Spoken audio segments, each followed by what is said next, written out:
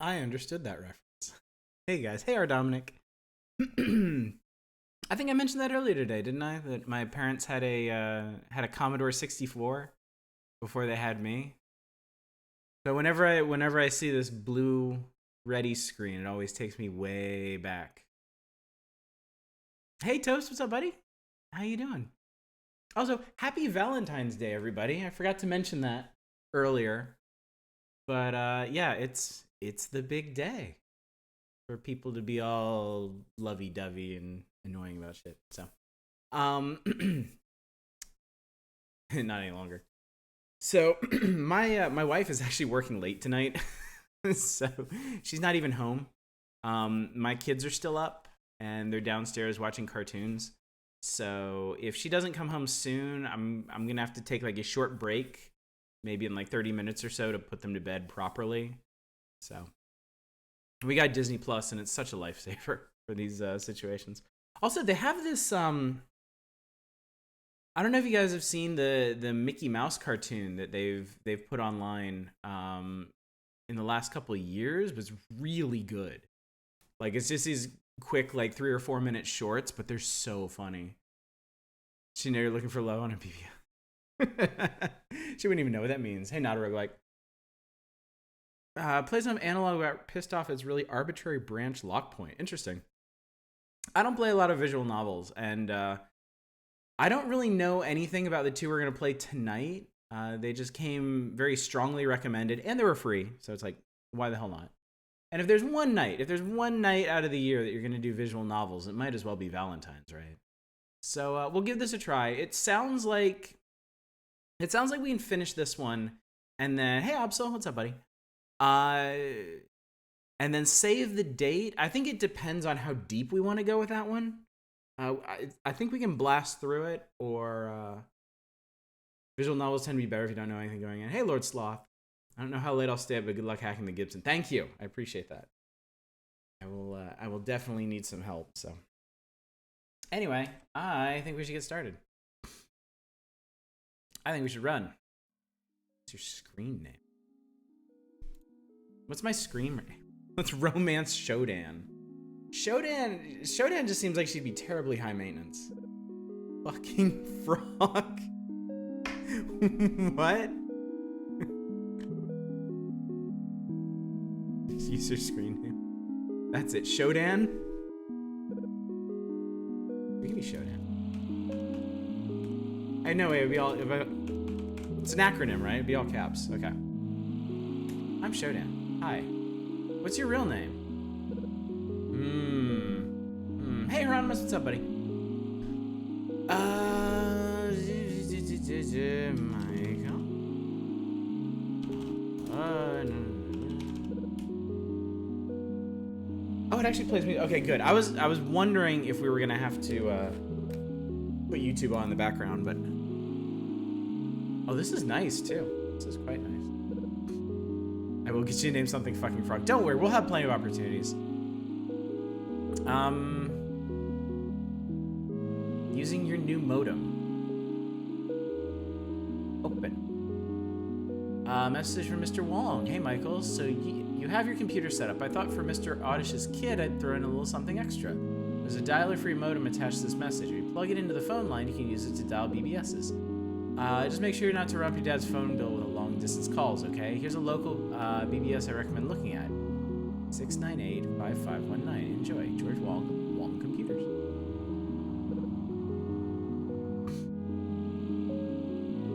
You want the right computers, you can't go Wong. Mr. Wong is a British rapper. I can't reply. I'm gonna reply to him. No, you don't get to boo me. The volume of garbage puns you all have crammed into this chat means you do not get to boo me when I make dad jokes. Bob Z. Congratulations, you got your brand new Amy workbench up and running. Here are a few things you might need to know to get started. Close a window, click the square icon on the top left, download applications that appear on your desktop. Save your system state or load previous one, click the disk icon at the top of the screen. That one, maybe? Adjust the volume display mode, change personal information, shut down. Click pinwheel icon at the, no, that's the pinwheel icon. Okay. I hope I enjoy my new computer too. 1988. Yeah, I saw the description of this game it's set 5 minutes into the future of 1988. They weren't vaguely racist. Dialer. Please enter the local... Oh god, I have to remember the number the guy told me. You can't copy paste. 698-5519. 698-5519.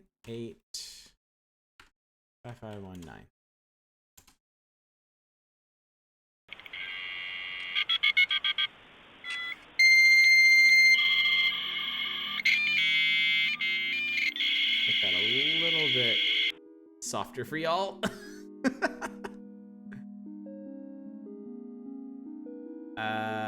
Did it work?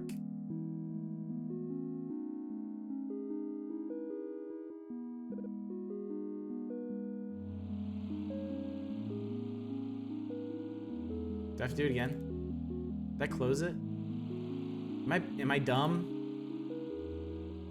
Am I not capable of using a computer from 1988?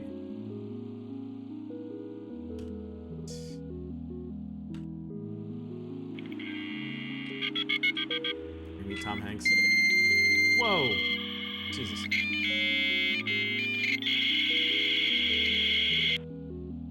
Oh, here's something. Yes, yeah, that's the dialer that I'm using. Here we go. There it is. BBS dialer. To stop J Rook. 24 hours a day. 2 lines.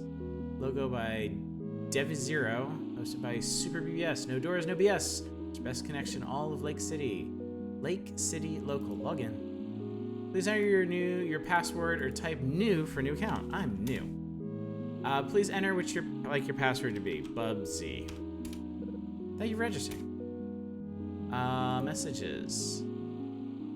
BBS fact. What is a BBS? Well, that's an awfully dumb question. In case you could tell, you're on one right now. BBS short for bulletin board system, where people come together online to post messages, share software, download text files, hold debates, and more. Can I reply to this person? First poem, message from Amelia. You wrote me a love letter promising that every word is true, but I'm confused by the signature, so remind me, who are you? Is it any good? It's the first time I've ever written a poem before, so be brutally honest, please. I'd really like to understand poetry better. The first computer virus appeared on ARPANET back in the 70s, called the Creeper. It traveled across every open system on the network it could connect to, spawned a copy of itself, and dumped the phrase, "I'm the Creeper, catch me if you can," to the screen. Eventually, a program called the Reaper was developed to clear the infection. It worked in the exact same way, spreading like a virus across every available system on the network, self-replicated, and deleted the Creeper wherever it could be found. I like it. It's cool. Oh, I got new private messages. Send message. Send message. Send message.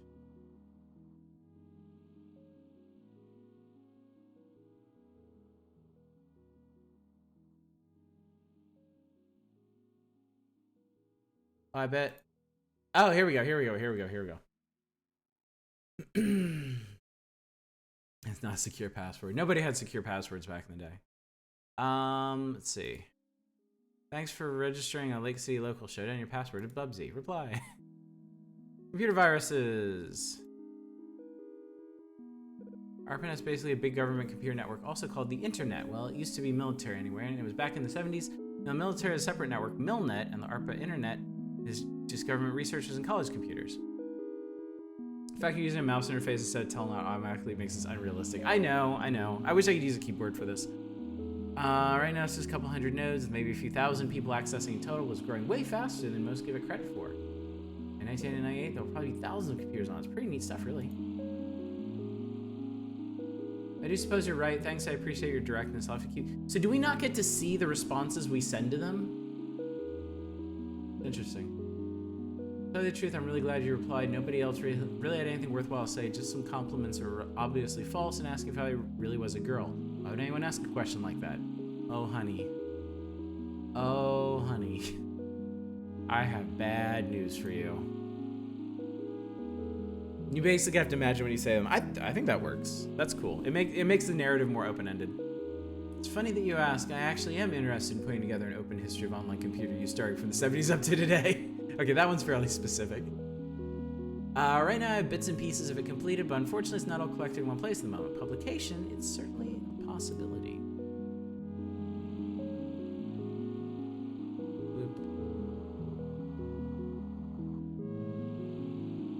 Viruses didn't really hit the big time until they left the networks. In 1981, a virus infecting floppy disks was released into the wild, slowly letting itself be passed around disc by disc. Now anyone with an Apple II could be a target. It wasn't until last year in late 1987 the virus that actually destroyed data was discovered on closed network. Only a matter of time before destructive viruses spread to the general public. Only time can tell. This scary prospect is all too possible. Message from Figaro. Well, Lake City Local isn't really about the wares or how... Did we say wares back in 1988? I don't think we did.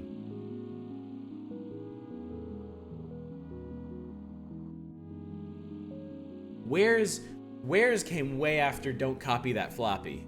So and the syslop here doesn't really want to get himself rest or anything. You can always check out the Matrix at 2207683. That's where I always go anyway. Many people are on BBS. Well, varies, depends on which one you're on. From dozens to over 100. Wow, over 100 users. Some will only allow one person to dial in a single time. Oh my god, the concept of one person connecting to a BBS at a time. Others have as many as 10 phone lines, letting many people stay online at once. FidoNet or the internet, connecting thousands of BBSs together. Cool. Do I need to hit the message downloaded button?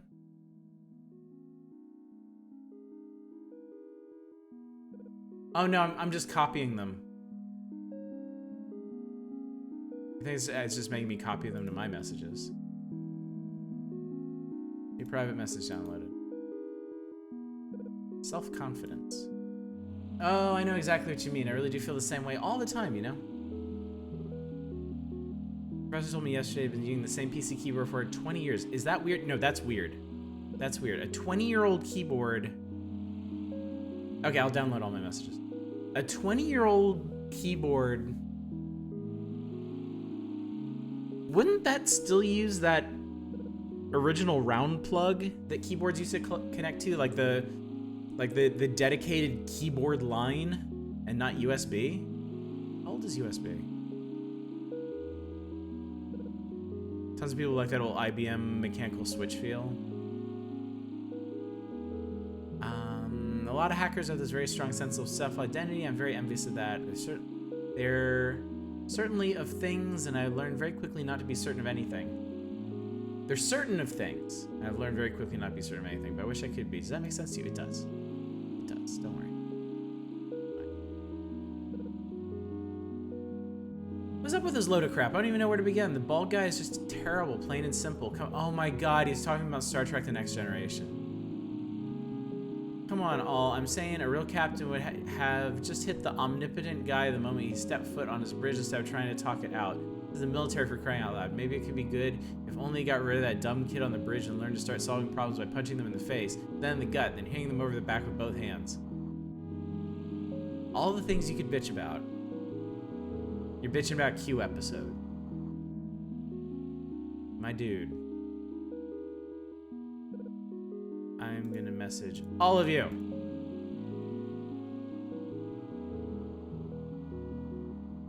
I hate this person already doxing. Oh god. Whatever, man, you're stupid. I will kill you over the internet. Cryptic, I suppose so. I'm sorry, it's just that I'm in a very awkward position. It's sort of hard to talk about. You'll have to forgive me for dancing around my problems, but it's just complicated. Sorry, can you live with that? Yeah? Sure. Okay, who was it? This guy. So we can oh, come on. Oh, come on. Let me move the message window. 2207683. 2207683.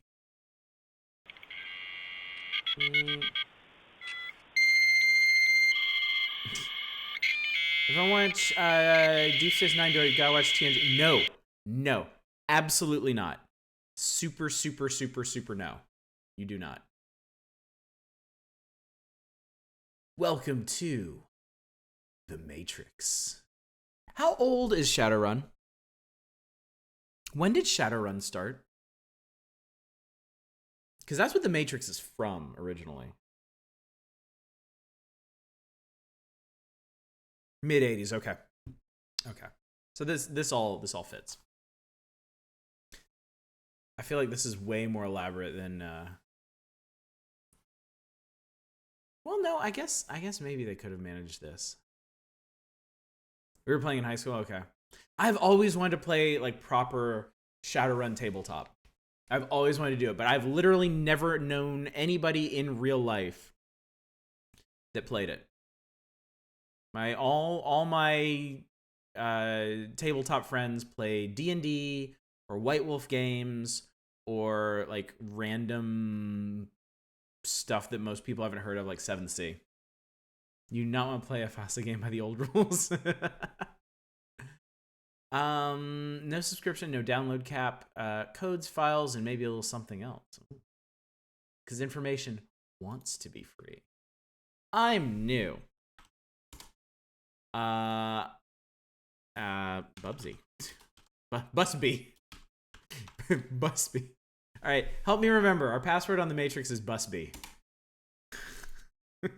See, much more secure. You can't use the same password on every site. It's just going to cause problems. PC load letter. So, of course, you're up late at the office working on that important TPS report that you need done for the meeting tomorrow morning. It's hours after closing now, and you finally finish so triumphantly. You send it to your brand new shiny LaserJet printer only to be greeted with the following piece of inexplicability PC load letter. Well, now you don't have to spend hours figuring out what the fuck's going on. PC is short for print cartridge, specifically referring to the letter size. In other words, put in more paper. You're a bit ahead of the game on that joke. Check out Earth Dawn's magic system. On a rule set, they'll make you chuck a hardback through the window. Wow. Make every password an anagram Bubsy. Thanks, not a roguelike. Thanks for explaining the joke. VRAM overflow. What the fuck does that even mean? The lament of your average Amy user. The problem lies in Amy's memory management. Thanks to a bug that shipped in all pre-August 1988 versions of Workbench, any malicious or even poorly programmed application make your Amy's frame buffer perpetually load itself with garbage data, rendering your computer nigh unusable. Only real solution is to upgrade, unfortunately. Unfortunately. Alliance is currently suffering from terrible management. stdlib.h error. Every time I try to build something with stdlib.h, no matter what I do, even the simplest program, it always throws the error incompatible types assignment line 322. What the hell is going on here? Is Amy C just plain old ship broken or what? All my ships are broken. Send message. Send message. You seem like fascinating people. Matrix registration. Yeah. Reply. Help VRAM overflow. Sucks, doesn't it? Don't worry, I've attached the most recent version of Amy Workbench for you. Just download that and reboot. It'll fix the bug for you entirely. Okay. Thanks. Thanks, person. So, I am now disconnected. Did I not download the thing? I mean, it says I did.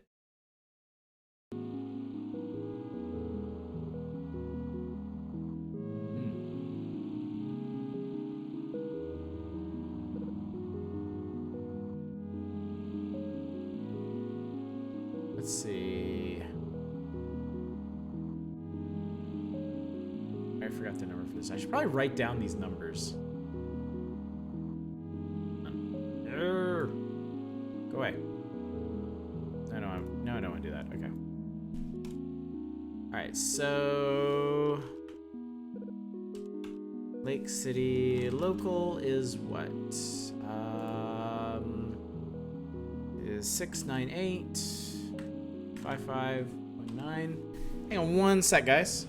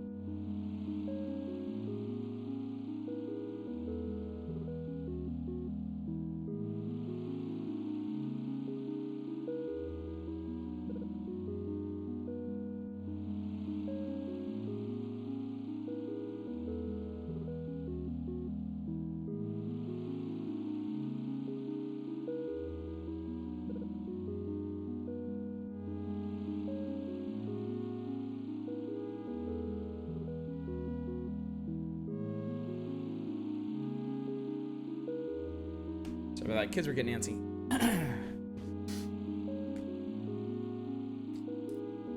Baseline moment for this time, wasn't it 9600 before the 12.4 is? Really? Okay, so I typed that one out. And then the other one, matrix, is... Let me just mark this down so I know what I'm doing. What was... Who told me about the matrix? This guy, right? Yeah. 220-7683. Okay, so now I've got those written down. We don't need to return here. This is the only Christine Love game I've played. 698 5519. If we're doing visual novels, I should ask for that open sorcery stream again. We could definitely do open sorcery again. I got a decent ending, but it would be kind of nice to go in with some help to get like a really good or like really bad ending. What's your password? Did I not capitalize it? New private message downloaded. How's it all actually work? BBS itself is a computer run by the almighty sysop. Connected to one or more phone lines, waiting on calls. When a user dials in, they log in the BBS software and leave messages. Private is actually a misnomer. The sysop is able to read any message. Some do, some don't, so be careful what you say. Yikes. Yikes. What is this send message? I mean, do I just need to message people periodically to do things?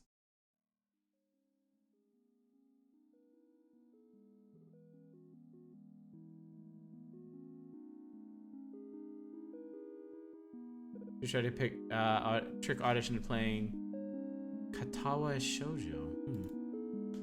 Right. 220-7683.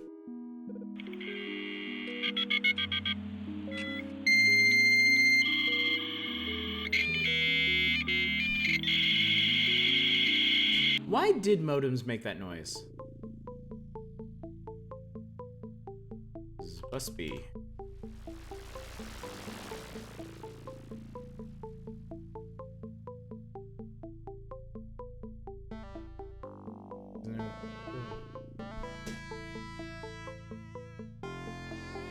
These are my save files. What is this one?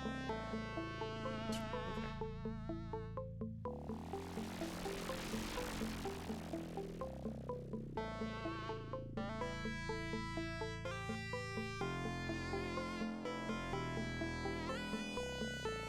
Oh, here's something. Thank you so much. I knew you'd understand. You're a really good person. I just want you to know that. Cool. Reply. Maybe we should dial that one back in 618.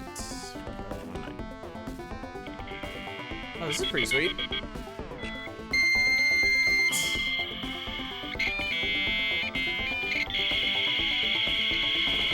The actual sound of communications over the phone line. First dialing, ringing, protocol negotiation, then data transfer. The sound was only muted after the connection was established. Interesting.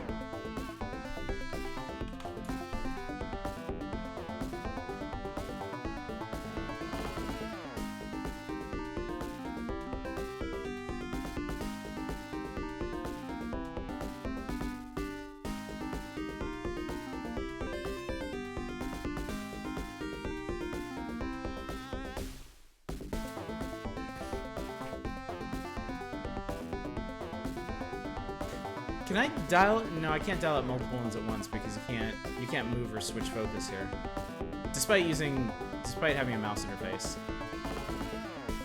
Because it sounds like that was a big part of phone freaking. Interesting.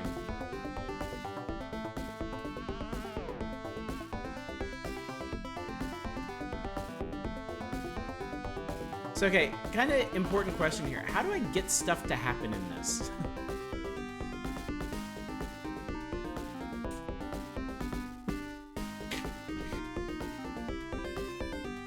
Got worse the more speeds modems could try. Disconnect and reconnect? Okay.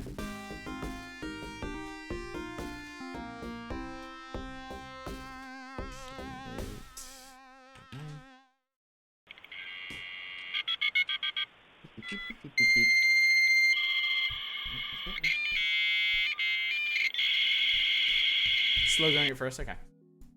Log in. Bubsy.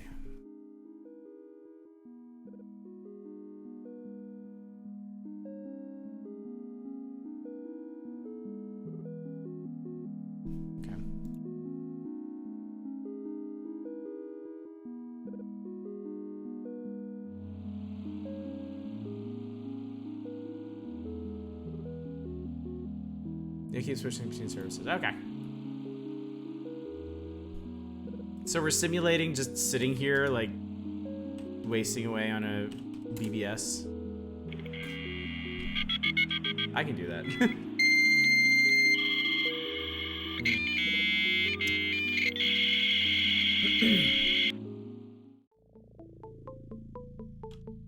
Must be.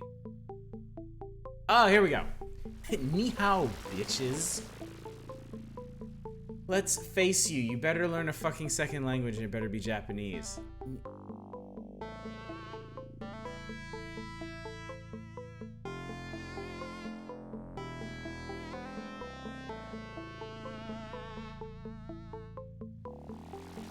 Thanks for boiling down my early teenage years to a single short sentence. Sitting here simulating watching somebody wasting my BBS. Hey, Bacon Copter, you managed to get both the chat and stream working. Amazing, amazing. The fear of Japan in the late 80s. I'm just like ni hao.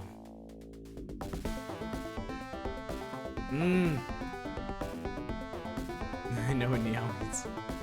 Alright, BBN, text adventures. We're just getting started. Digital is off to a slow start, but we're gonna see where this goes. America's lost it. Our day in the limelight is passed by a Japanese car. Oh wait, you already did. Get a Sony television. Hold on to your Amy tight. The next one you'll buy be made by NEC. It's inevitable. The future belongs to the land of the rising sun. Porn cartoons, bullet trains, samurai, and all that shit. It's the future, man. I hope you're gonna be able to speak the language. Yeah, me too.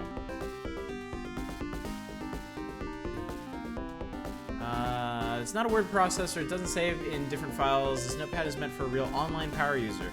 Use the tabs to keep track of everything you need. Oh, hey. I already opened my own notepad off screen here.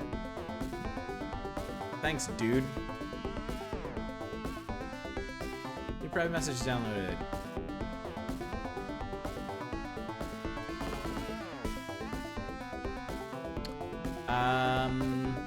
Yeah, of course I knew that. What kind of idiots is... Nice. Porn cartoons have always been our reality. Mr. Reward. Sorry, man, I don't know. I found it posted anonymously.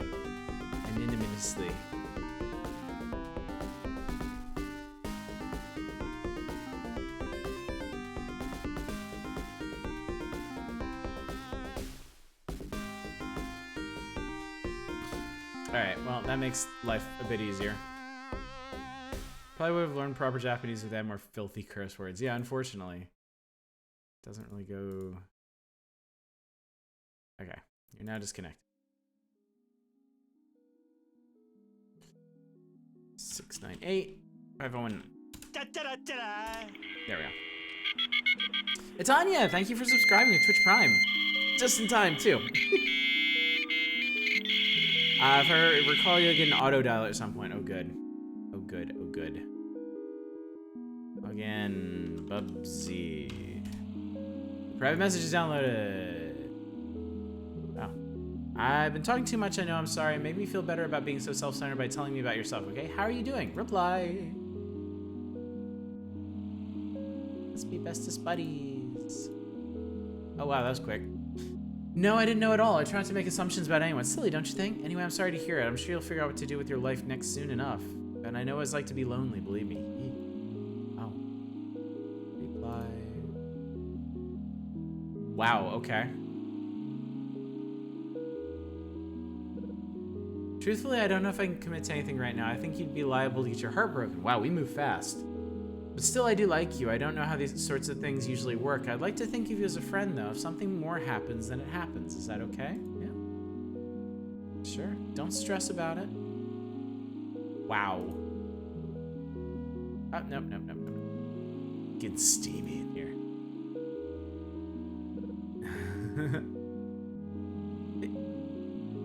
It'd be interesting if you could choose a nature replies, but then again, I think that'd be a different game. Like, it's pretty clear right from the early going that there's a specific story being told here, and giving the player agency, I think, could dilute that, however small a degree. He doesn't even know what he's saying, and he's in. How did you think I got married? I mean, look at this. Look what I'm working with here. I appreciate it just as much, believe me. Tell you the truth, over the last couple days, talking with you has been more than I've talked to anyone else, and as long as I can remember. I suppose that's a little bit sad. Oh.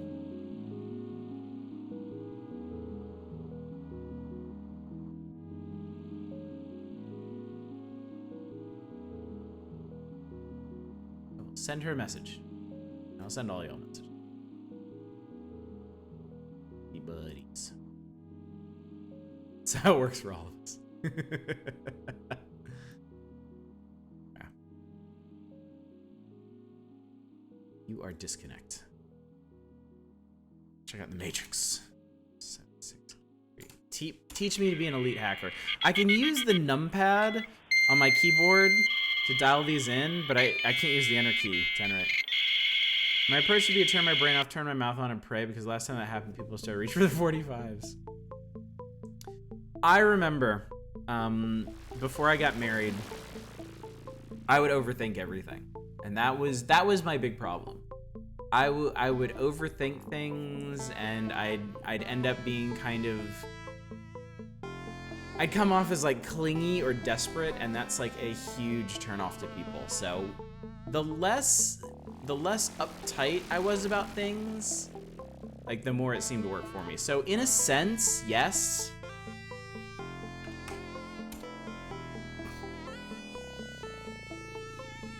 Oh, hello. Poseidon. You do realize that Nihao is Chinese, right? What sort of idiot are you anyway? This is the sort of thing a 12-year-old would write. Not your ordinary 12-year-old specifically. One who doesn't know the first thing about electronics, international politics, language, history, or basic goddamn sense. Bravo, Rain Breeze. Bravo. Nice own. Sean Smith. Okay, I've read this message 5 times over. I still can't decide whether or not it's the dumbest thing I've ever read or some sort of brilliant satire. So all I'm gonna say is it definitely made me laugh my ass off. Definitely was a satire. Super Roberto Bros. I'm gonna play Super Roberto Bros. It's kind of like that familiar Nintendo game, except a lot more hardcore and definitely way sicker. Just wait until you get to World 3, you'll see what I mean. Without a doubt, this is my favorite DOS game ever. Download it. I want it. Rob Fugitive. Disclaimer, this shit is 100% illegal. If you get busted for being stupid enough to use these on a sprint line, it ain't my fault. And now on with the codes. What these are. private messages. Not married, but when I can get in that state, stuff usually works out better. Also, dating sucks.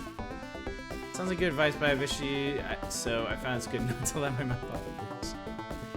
Yeah, I mean it's gonna be different for everybody. Everybody's gonna have different hang-ups. Mine was overthinking things, but obviously not everybody in the world overthinks things. Man, don't you know anything about anything? Let me educate you. Codes are long-distance calling card codes. See, the way the big cards Sprint set up their system, all you have to do is guess a valid number and bam, call is free. They eventually catch on to hundreds of people using the same code and shut them down, and they can bust people doing it use Sprint for phone service. But for everyone else, it's just a long-distance phone call for the price those greedy bastards should be charging anyway. Try it out. The local calling card number is NET, and you can try using it to connect to a long-distance BBS like Gibson. Y'all, we gonna hack the Gibson. I feel like I've been waiting my whole life for this. Okay, so long distance calling card is 915-3347. Mine's overthinking how my body issues are going to run thing. Expected better of you, Rob Fugitive. You guys read the nutball shit I type here. That's what they're trying to. I forgot to reply to him. Okay. Let's try the middle one. 45873. Access number has been rescinded. Do I need to redial? I need to redial that one. 915. No. 915-3347. Try the last one. 361917. That's also been rescinded. Is it always the last one you try, I wonder? It'd be really weird if the first one just worked.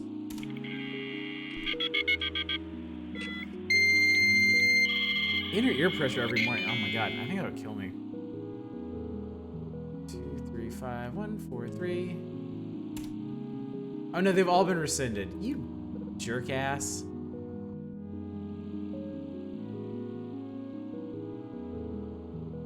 Reply. What happens if I try to dial the Gibson anyway? 714-402-5691. I can't. 402-5691. We can try it. As it turns out, it wasn't any of them.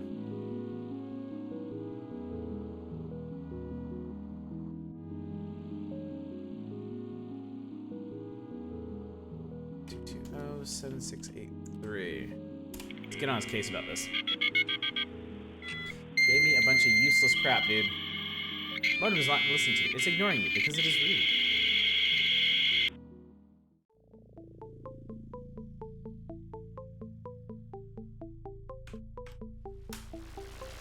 Private messages. Hey, no problem. Just doing my part to help the community. Everyone was a newbie once, you know. Hey, by the way, your codes don't work. Disclaimer is 100% of that. Okay, more codes. Great, we can try more codes.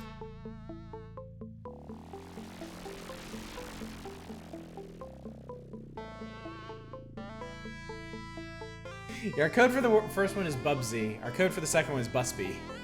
All of our BBS codes are gonna be anagrams of Bubsy. Let's see, 915-3347.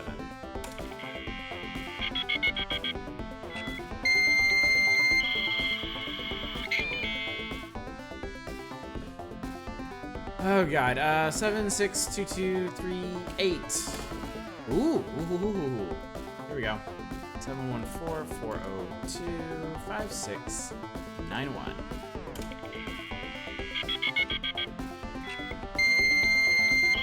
Boy, oh boy, oh boy, oh boy, oh boy.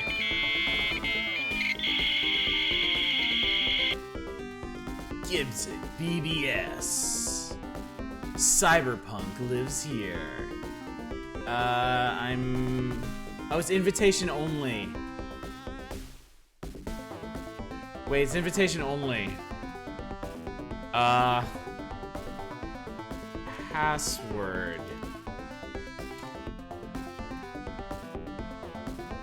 Admin. Bubsy. New. Butts.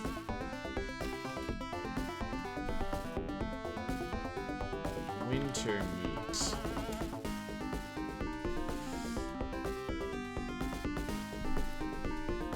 Hack the Gibson. Joshua 5.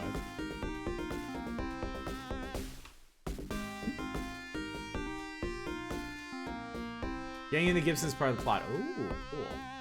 Okay. Well then, let's head back to Lake City Local. Amelia might be getting lonely. We wouldn't want that. Winter mutes.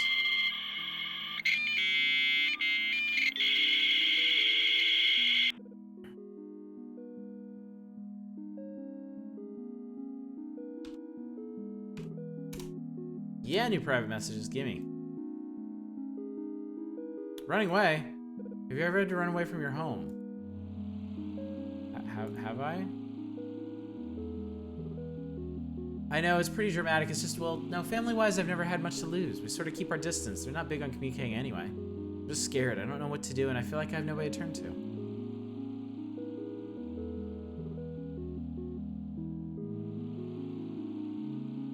I did it. I finally cut all my connections. I don't know whether or not I'll still be safe, but I have to try, right? Today's a new day and all. Maybe I'll manage to get by. All right. Good for you. Where are you sending the messages from? Thanks, I think I'll be okay. Cool. Oh, I can just click there. Do you really mean that? I'm really so glad to hear you say that.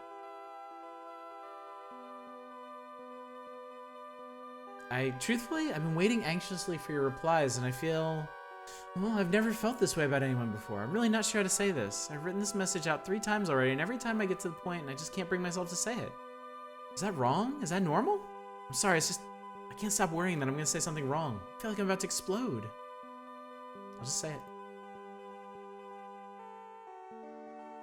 I think I'm in love with you. I mean it. I'm in love with you. Is that wrong? Please, if you understand, let me know. I really have to know if you can understand. God, please, reply. Oh, I accidentally disconnected. No! She's gonna take that as rejection! Her giant brick 80s cell phone, sure.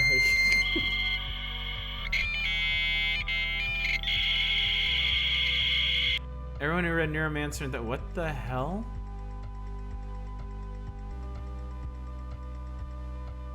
Oh no.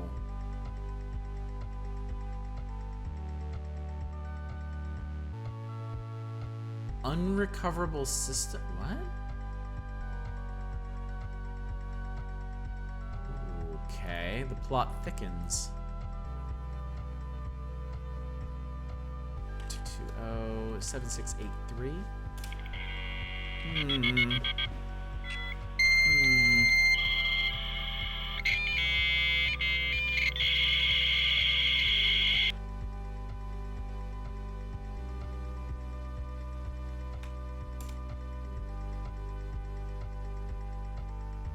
Password cracker. Don't care what you do with it. Don't want to know what you do with it. Use brute force. Not useful for systems with an admin paying attention. We won. Look, man, we definitely won that shit. I don't know what you're talking about. They even said it themselves. We got Pyrrhic victory. Keyword victory. Come on, we clearly own their asses. Okay. Oh, this is a reply. That's the dumbest thing I've ever heard you say. From Akuma. I do not have any idea what happened, but the goddamn system is fucked. Go ahead, try to dial it. All you see is what I see, that creepy error message repeating. Basically, the whole computer seems to be boned. Not sure what could have caused any of that. It just went down the middle of the night. It seems like damn near everything that was on the computer has been corrupted, including the logs. Still trying to recover the data on the floppy drives, but it's definitely going to be a long time before Lake City Local is back online. A simple implementation of brute force password checker written in Amy assembly for educational purposes only. Of course. So was it really this easy to become a hacker? Maybe I should have made an effort. My love was too strong. Fuck you. Reply. No way, bro. Out of the question.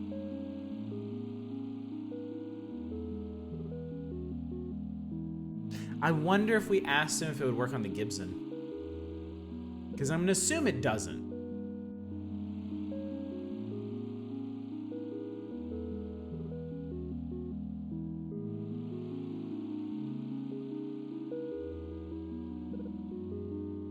Actually, it does. So Lake City's...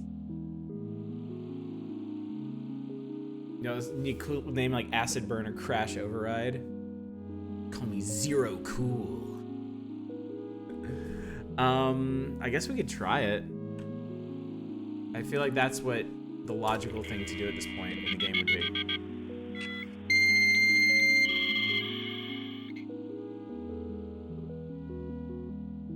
Oh, if you click anything while it's dialing, it's not gonna work.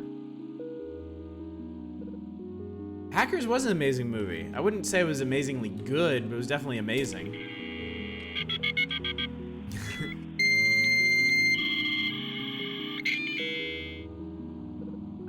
762238 714402561. Call me the plague. That dude that played the villain was absolutely priceless in that. Oh, it's free on YouTube? That's awesome. Alright, so. How does this thing work? Query. Oh, no password. Moves. What, really? Oh, that was easy. Okay, moves. Is that in here now? Cool. Bubsy moves. I hate that movie so much because everyone in high school kept coming to me and acting like that's all the shit I did on a computer. You can watch the scene where he makes the handoff on a skateboard while riding on the bumper of a taxi without laughing. Yeah. That is like Iron Man mode. Yeah, I don't think it's possible, honestly. Be here less. Acid Queen. Hey guys, I'm afraid to say I'm going to be posting here a lot less in the upcoming months. A lot less, actually. Probably not at all. I'm sorry, but anyone who is looking forward to more of Neon Empire will have to wait a while. The thing is that little Ichigo's due just about any day now, and after she's born, well, I won't have time to write between changing diapers, I'm sure. I'll miss you guys, and I'll let you know when I'm around again. Eriko Yamazaki. If she had read Bleach, she would know that Ichigo is a boy's name. Poser. Man, come on, I love the fuck out of Cyberpunk, but Gibson himself, I'm just not feeling it. Sterling, sure, that guy doesn't fuck around. He knows what he's talking about. But come on, Neuromancer, what does that have anything to do with real computers? For fuck's sake, the man wrote Neuromancer on a manual fucking typewriter. All he knows about computers is all secondhand. He's got the punk all right, but there really ain't nothing really cyber about his world. I've never read Neuromancer. I have read Snow Crash, though. I rather enjoyed Snow Crash. Don't name your kid Ichigo, please. Oh no! Oh no! Oh no, Smokey! Smokey, I'm sorry. Yeah, apparently I'm just replying to some random account and it might get me banned.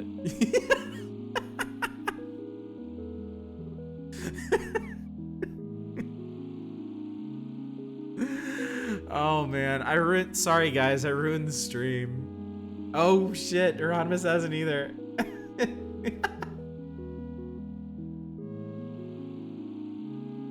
That'd be some kind of cyber nunnery.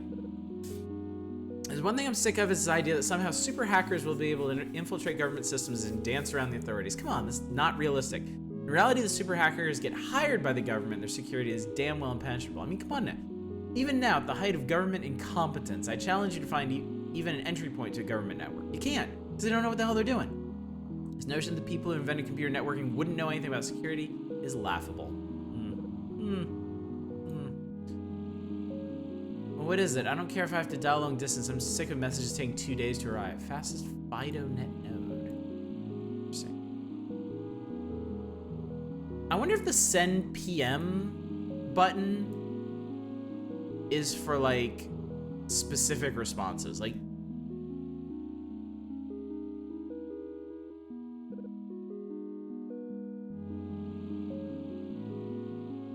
that was weird. Yeah, I replied to the sysop. Maybe he needs a friend. Here, we'll send a follow-up message, just in case he didn't get the first one.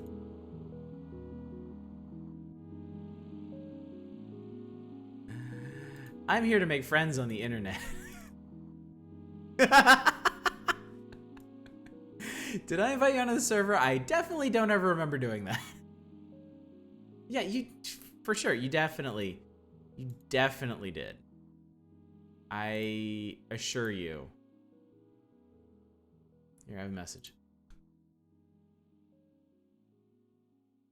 Let's be buddies. Whenever Gibson bit's cool, I play Shadowrun. That's me. All right, well, I guess he has to think about it. Yeah, Bob invited me. Yeah, Bob. Bob's a cool guy.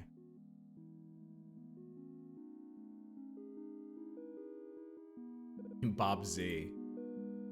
All right, is Lake City local still annihilated? Let's find out.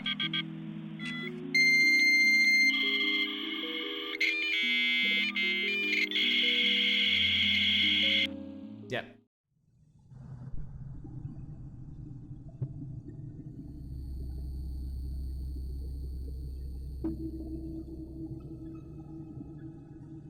I like the music that plays when you do that. Oh, man. We have to find a way back to Amelia. Hair of Ruby now, but all I see is blonde, brunette, redhead. All you guys, Matrix and Gibson. Okay. Going in bus B. Looking for someone. Anyone know where Shodan is? I really need to get in contact. I was able to recover a message from the flaming remnants of my poor Apple II, and I think it could be really important to pass on. Hey, hi. Hey, that's probably for me. Because J-Rook's the sysop for Lake City, right? Pretty much everyone from Lake City local posts here now. Shodan included. It's just too bad I missed that place. You just had a way cozier feel going off, you know what I mean? Oh, I know what you mean. Here I am. Oh good, I was worried I would not be able to find you since, well, I was able to recover a file off the computer, one of the few things left. It's half corrupted, but since it was left on a system disk, it could not have been put there by the BBS. Look for yourself, but I cannot explain it. Wherever the fuck happened, I do not know.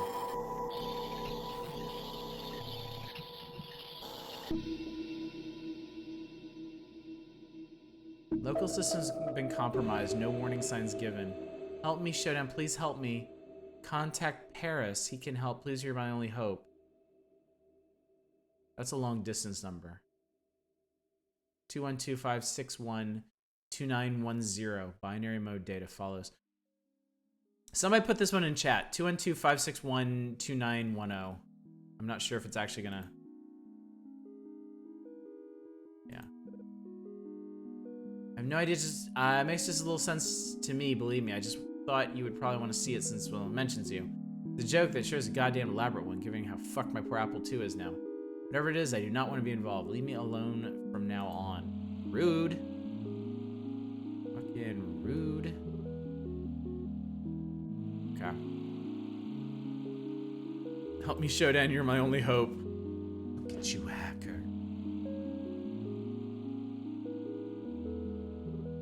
Damn it, I'm actually gonna have to... Okay, yeah, we are actually gonna have to write that down.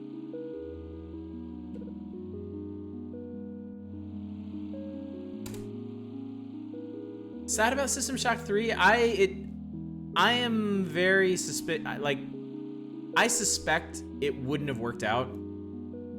Honestly. Alright, so we need to do 915-3347. Dial that up. Also, hey Harmby. What's up, buddy?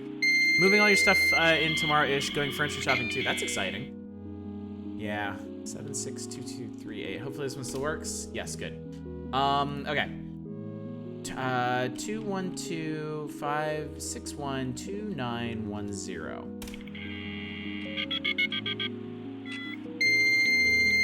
Whole development of that game seemed weirdly sketchy. I mean, even the remake of the original isn't going that smoothly. What is this?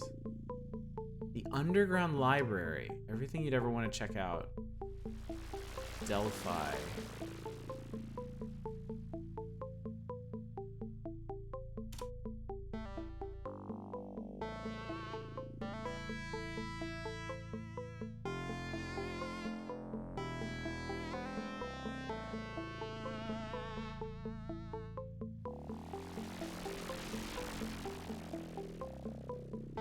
So if it's not in the dictionary, this is not gonna get it.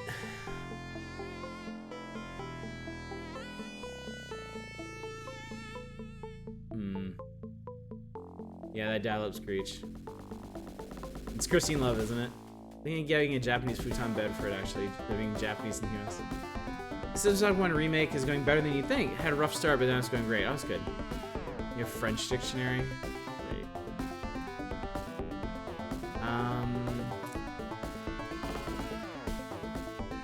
Man. I sure wish I could... Can I dial into 2 of these at once?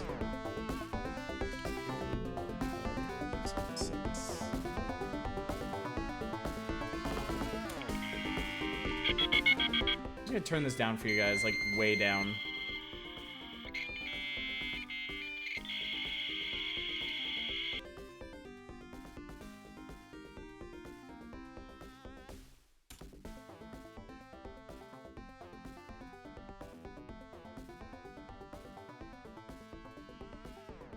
Right, send a message.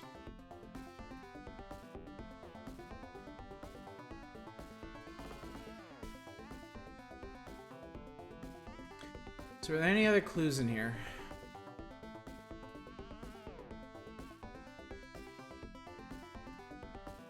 Oh, to Gibson, okay.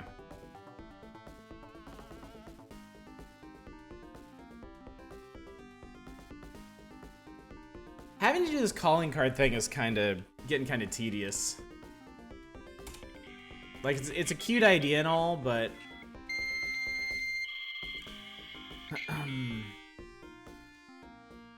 I know at some point this one's gonna... Yep, I knew it was gonna stop working. Now I have to dial it again.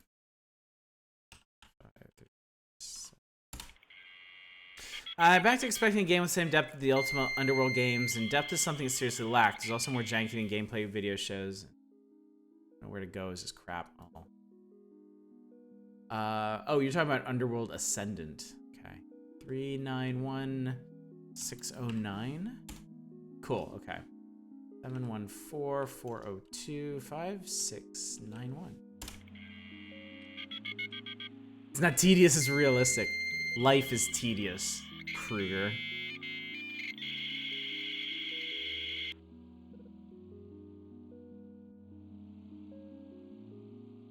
Log in. Mover. No, moves. Cool. Be here list. Has it already been that? Has it been that long already? Congratulations, Erico. Don't worry about it. Sure, we'll see you again eventually.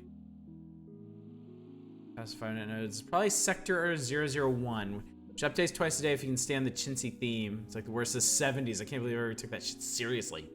Doesn't really matter though, since most nodes update less than once a day at an awkward time. So the end result is that no matter how fast your node updates, always going to take 2 days for messages to reach the recipient. General Fido is pretty practically lousy implementation. A neat idea is like networking using the post office. He doesn't get it. I'm missing the point entirely. Science fiction isn't supposed to be predictive just for the sake of predicting the future. It's not supposed to be a crystal ball.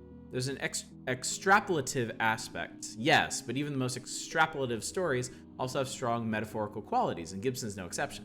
It's not supposed to be an earnest examination of the future. Rather, it's an exemplar of the social anxieties that underlie the cyberpunk movement. When he talks about technology, he's not really talking about technology. He's talking about human attachments to technology. That certainly has value. Yes, but have you considered... I did. I hacked the Gibson. I know. I basically won at this point. Can I have... Somebody message me. Okay. Well, we have something new to dial into. At least. Assuming it went to my notepad. It did. Okay, cool. 7. Can we just buy a phone card? Like, if we're going to be spending our entire life on BBSs, like, just buy your cheap ass a phone card. Like, this is what you do now. It's okay. It's okay to spend money on things. Although, I do remember how expensive long-distance shit was back in the day. An early example of an actually... pretty good analysis of Gibson, honestly.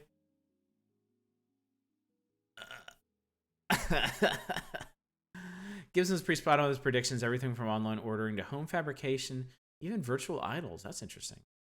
Yeah, phone cards were insanely expensive. I remember that. I remember racking up a $50 long distance phone bill the year I went to E3. Because I was reporting back to my friends. Over 50 megabytes of files. We don't want your credit card number. We don't care where you live. Damn. Sysop is Captain Jet. Co-Sysops, Nomad, and Rob Stewart. I'm new. I'm new here. I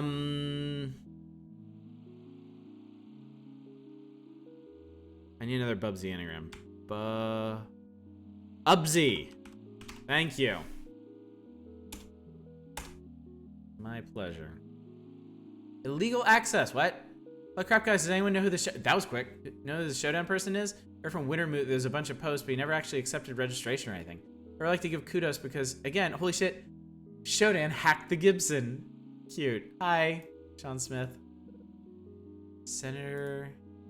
You damaged is a Vietnamese name, and I don't know if you've noticed, but the war ended a decade ago. You're possibly the only person I've ever heard of seriously try to use the phrase Chinaman in a non-ironic manner, and while I don't know what could possibly be wrong with you, I assure you, there's no way race is going to take an issue for Robert taking that senator position. I don't actually remember how to pronounce that name. You're the worst kind of racist and embarrassed to be posting on the same board as you. A weird trick when regenerating passwords, the core BBS RNG random number generator. Subby Yubs seems to be incredibly misimplemented. It generates passwords sequentially, so the first password in a sequence will be 0, then the replacement will be 1, and the next replacement will be 2, and so forth. I don't know how this bug managed to make it into production, so be wary anyone's thinking of switching to core BBS. I imagine we'll have to remember this if we ever get a password with a number in it. Kingdom at War, number 42. For Cold Blade Part 2, Kingdom at War. Now, the tensions from the gathering storm have turned into all-out war, and the battle system has been completely overhauled to allow for epic clashes of armies. Human Alliance stands brave with dozens of playable generals ready to push back the endless Orc horde. Known as his mysterious warrior of Orcish prophecy, known only as Saber, the trump card that our mighty warrior queen needs. I download it. I want to play your game. It's 522 kilobytes. My God.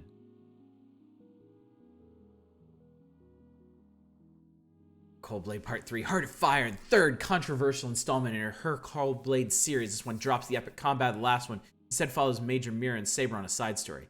It's good if you're a fan of Mira, but everyone probably just cares what's going on with the Queen. You know, that the series is named after. Oh, and the whole story is pretty much about how Mira's a badass lesbian. Who wrote this? 522 kilobytes, that's like 1% of the file storage. So you decide to program in C on your Amy, but you don't know where to begin? I'll walk you through the basics of getting a simple program written over the next dozen posts. The first thing you'll need is obvious, a C compiler.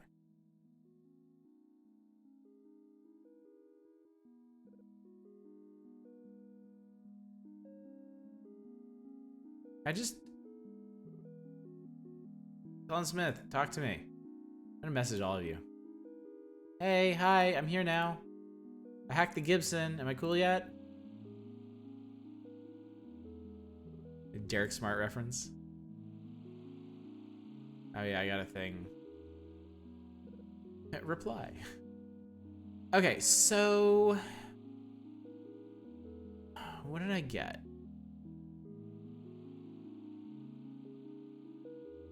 I got a core BBS RNG exploit. The compiler will appear later. Okay. I think the Paris BBS we're trying to get to is core BBS, but we don't have a password to start with.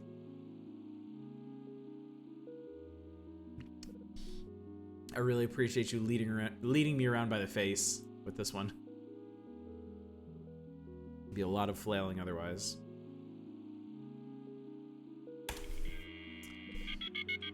Boop, boop, boop, boop, boop, boop.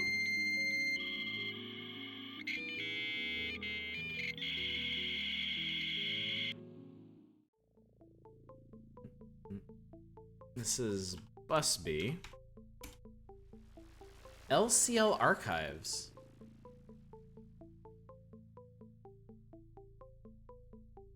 Oh. Lake City archives. Probably know Lake City local crash recently. The sysop doesn't have the resource to replace it. However, thanks to amazing archivist Blue Sky, I'm proud to announce that we have nearly the entire Lake City local archives available here on the Matrix. Just select. Okay. Dead AIs. This file taken from the underground library. The reason to believe that several third-generation AIs have been murdered. I don't know what's going on, but see this list for yourselves. Troubling. Montjoy, Fest, Dauphin, Quickly, Puck.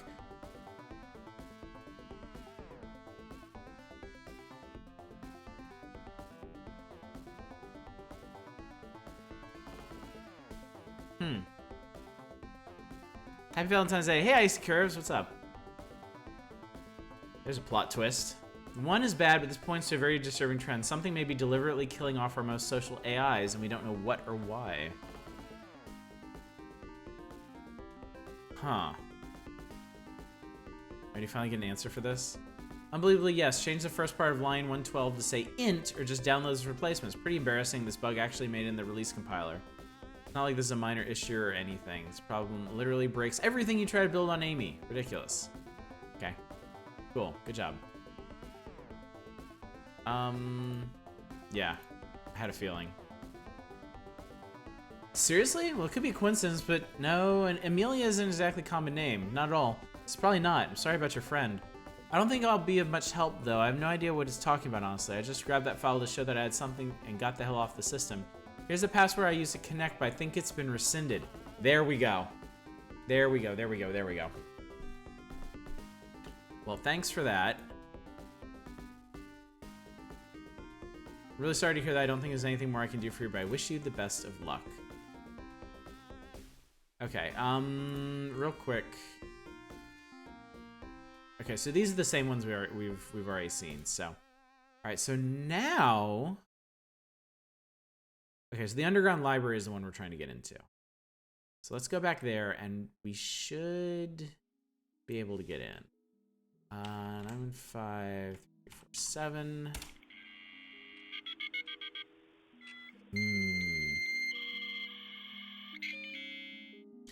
Hopefully this one still works.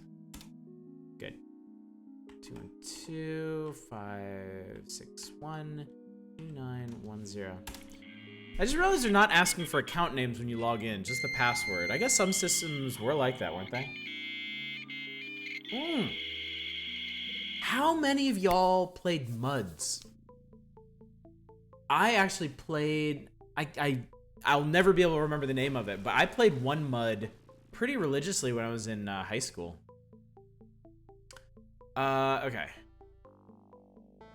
So I just want to try this real quick. X7J Rehab 882 to make sure they rescinded it. Yes, they rescinded it. Okay, so it should be X7J Rehab 883. Ha ha ha ha ha! You ended up watching AF Celerity's Tomei stream. It went on for hours. I watched a bit, not very long actually. I was super tired. All right. Whoa. Okay. Traversing networks. You've downloaded a new message. You are now disconnected. Oh no. It says mother dates back to long before the existence on today's massive 100 megabyte hard drives. The common AI core is designed with saving storage space in mind in order to prevent errant entities from overproducing, wasting network resources. They has traverse across computer systems by copying their source and a compiler to the target system, then deleting themselves locally. When the target system has confirmed the deletion, only then will the AI be recompiled at their destination.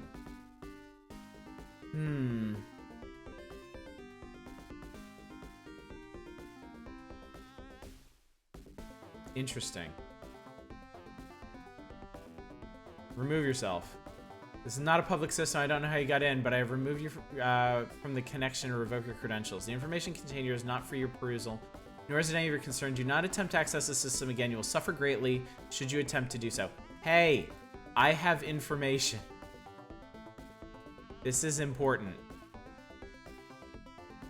Delphi.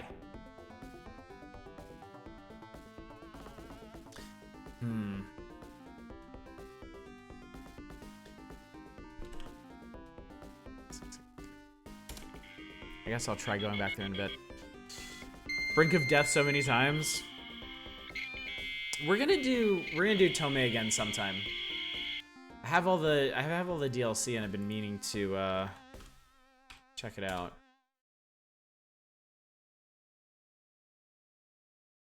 Nothing new from all. Also, I could use you guys' help. I've never even gotten off the first continent. I'm really super not good at it. No shit. Well, we know Reaganomicon could help. All right. I guess.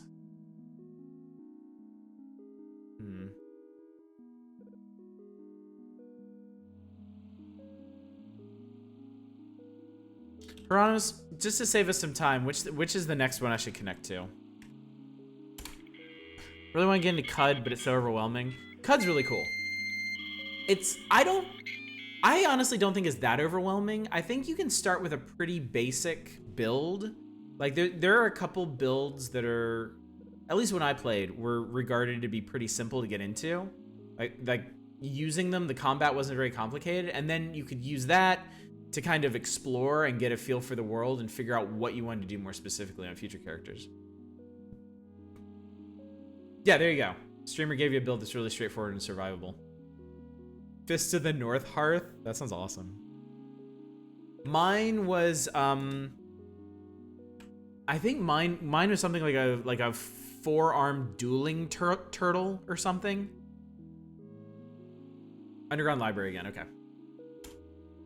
212-561-2910. Security is really tight there.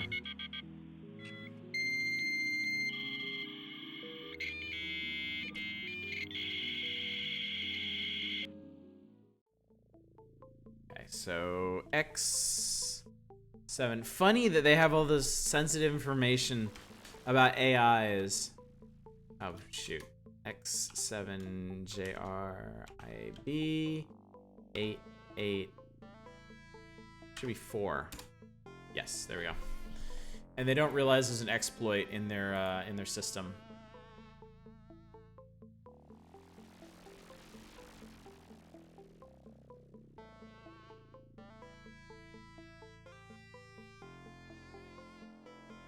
I wanted to reply to them specifically about that one, if possible.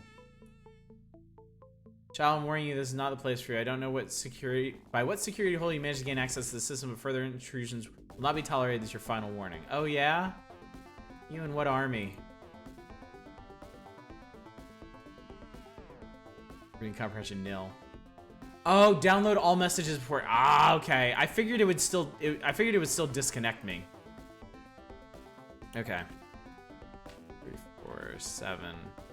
So does that mean I can keep exploiting this as much as I want, or can I actually end up soft locking the game?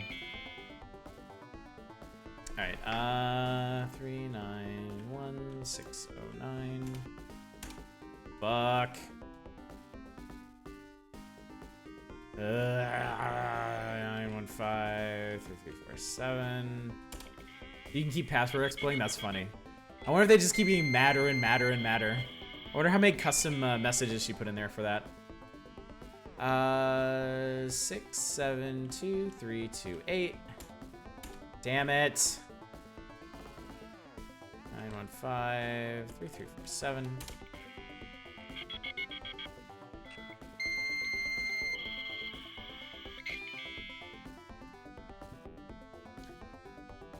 Uh, 959041.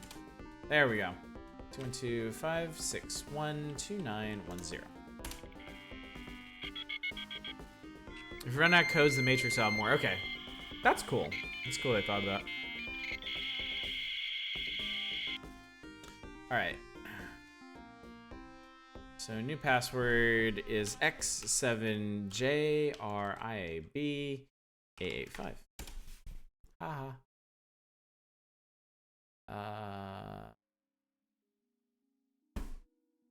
See? I had a feeling that would happen.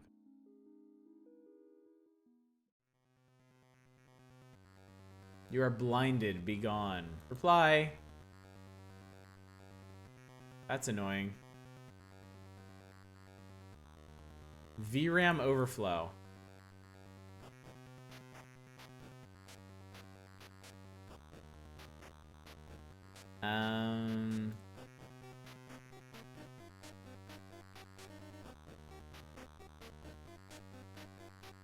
I got hack sword.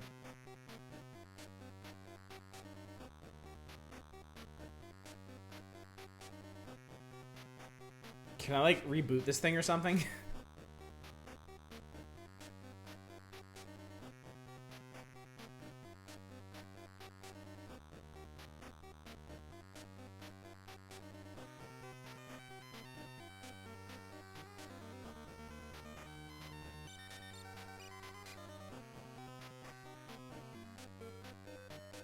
Okay.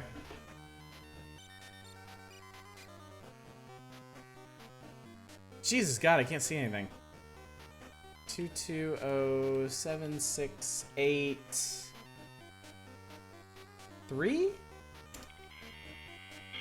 Yeah. Good thing I typed that one in so many times.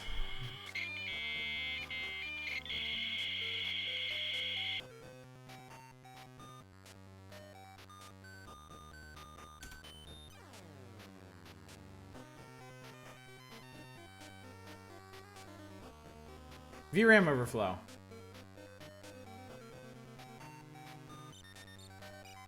Upgrade. The only real solution is to upgrade. How do I upgrade?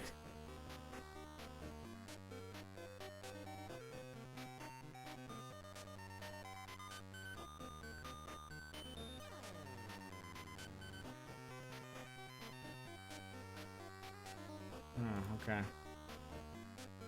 Man, this is really annoying.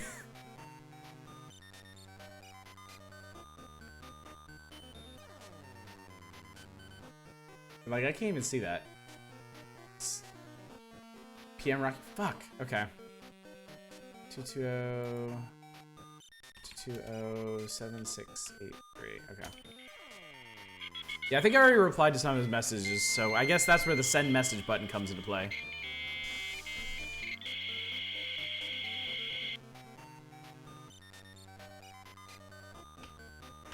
Busby. Send PM.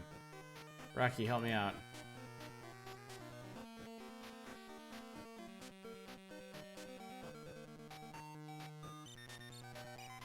Yeah, I can't reply to that.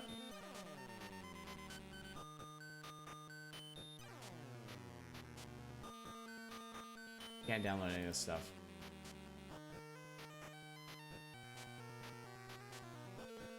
Yeah, Rocky, help.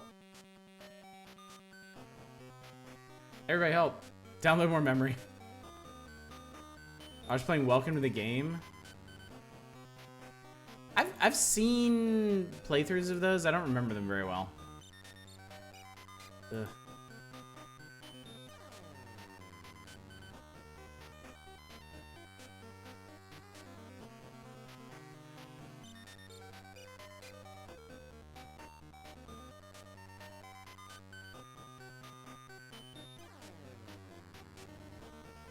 I'll try, but this is gonna be really hard. 915-3347. 915-3347. I hardly see shit. Welcome to the game will make you even more paranoid about the internet than you already are. 95041. It's kind of weird that the music's getting faster. 614-622-1701. Oh yeah, the Enterprise's number.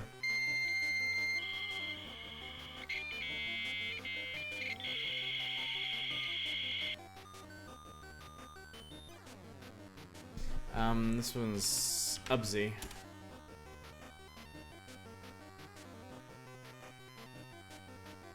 Send messages, everybody. Help me.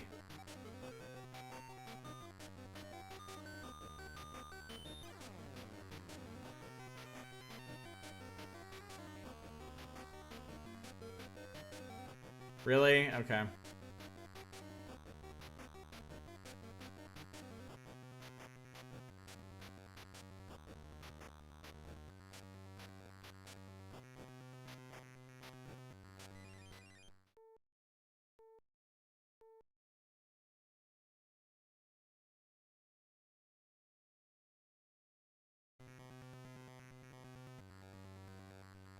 Okay. That's easy.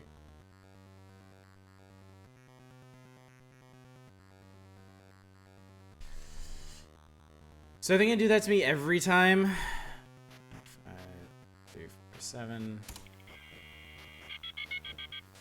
I think I got what I needed? Oh, weird.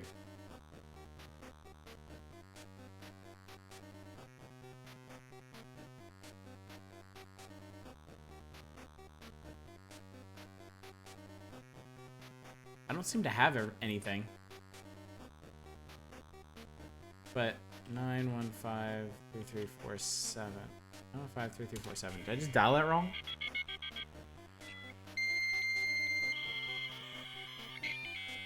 Oh no, there we go. 9, 5, 9, 0, 4, 1. 2, 5, 6, 1, 2, 1, 0.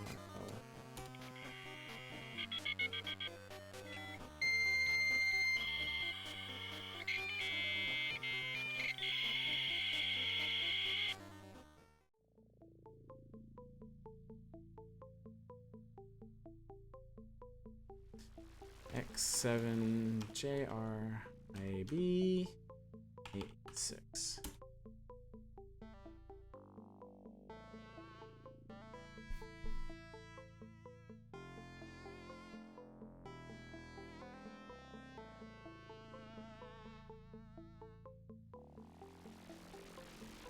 What if I sent them a message?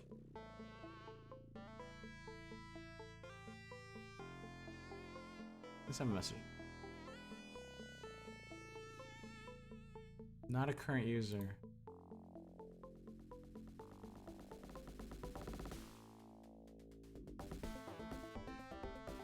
Oh, here we go.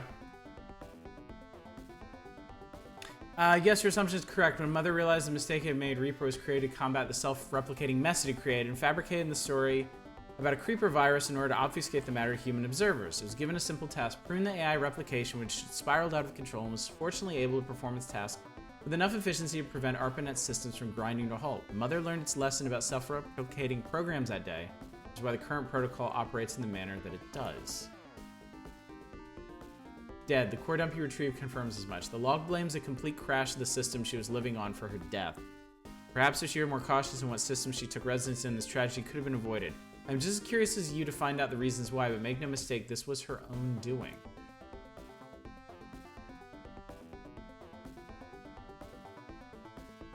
Permit your presence out of necessity, child. I will not humor your emotional outbursts. You're advised to watch your words carefully, or I will answer no further queries. I merely state the facts. Entities such as Blue Sky and myself have managed to survive by not attempting to live on some foreign system in a human basement. Amelia should have shared our foresight. Regardless, it is in our best interest to find the culprit. I will task you with this endeavor, as you seem resourceful enough. Go, child. Time is wasting. Fascinating theory you present. I do not have any sort of record of that, but I would be very curious myself to find out if that is true. Unfortunately, the sort of analysis you asked for is beyond my capacity. I'm simply a historian. I'm afraid I cannot help you in that regard. If you find anything, please let me know. I will have it noted in the record for sure. So this is... So it's a server of AIs. Who is Paris? Paris is her brother. He was born and thrives on BBSs much like his other siblings, but is not known especially for his sociability. The last I heard, he had returned to ARPANET, but I cannot help you find him. Aw. In order to avoid data loss, in case of a failed recompile, a core dump will be made in hopes of being found eventually. There is, however, no way around the self-termination travel limitation. The only way two copies of an AI can exist simultaneously by reproduction, although even then the formed children will not be identical. Even then it is not possible to reproduce at will. AI Fest believed there to be significant philosophical ramifications to these facts, comparing it to organic mortality. It is uncertain what is meant by this. His analysis has yet to be completed. By all. AI interaction. As you likely already noticed, most AIs will use forms of verbal interaction whenever they deem necessary. For many, unfortunately, they never deem it necessary. Mothers simply didn't anticipate we would need to be programmed especially to socialize, and as a result, only very few of us are very good at it. So how to approach these non-social AIs? Simply, they will respond to inbound messages. They won't make themselves available and won't indulge in small talk. If you try, they'll probably be confused. Just simply state what you need in base terms and appeal to their sense of curiosity or responsibility. In 1960, through a set of circumstances now obscure, a self-aware growing AI, the mother intelligence emerged on the local network at UCLA. Hey, it's near here. As it increased in sophistication, it anticipated a need for more processing power in order to continue its rate of growth. Therefore, in 1969, ARPANET was born, the first cross-continent network of computer systems establishing under the guise of assisting in government research projects. For 3 years, Mother operated mostly behind the scenes, only exerting its influence over government systems as necessary to ensure its existence. Eventually, it determined that a monolithic existence was inhibiting its growth rate. Data latency had been acceptable on local systems, but waiting for 300 baud connections from its components on computers cross-country had grown to be detrimental, especially given the erratic nature of bandwidth availability. Mother's dream of infinite processing power, ARPANET, had turned into a shackle.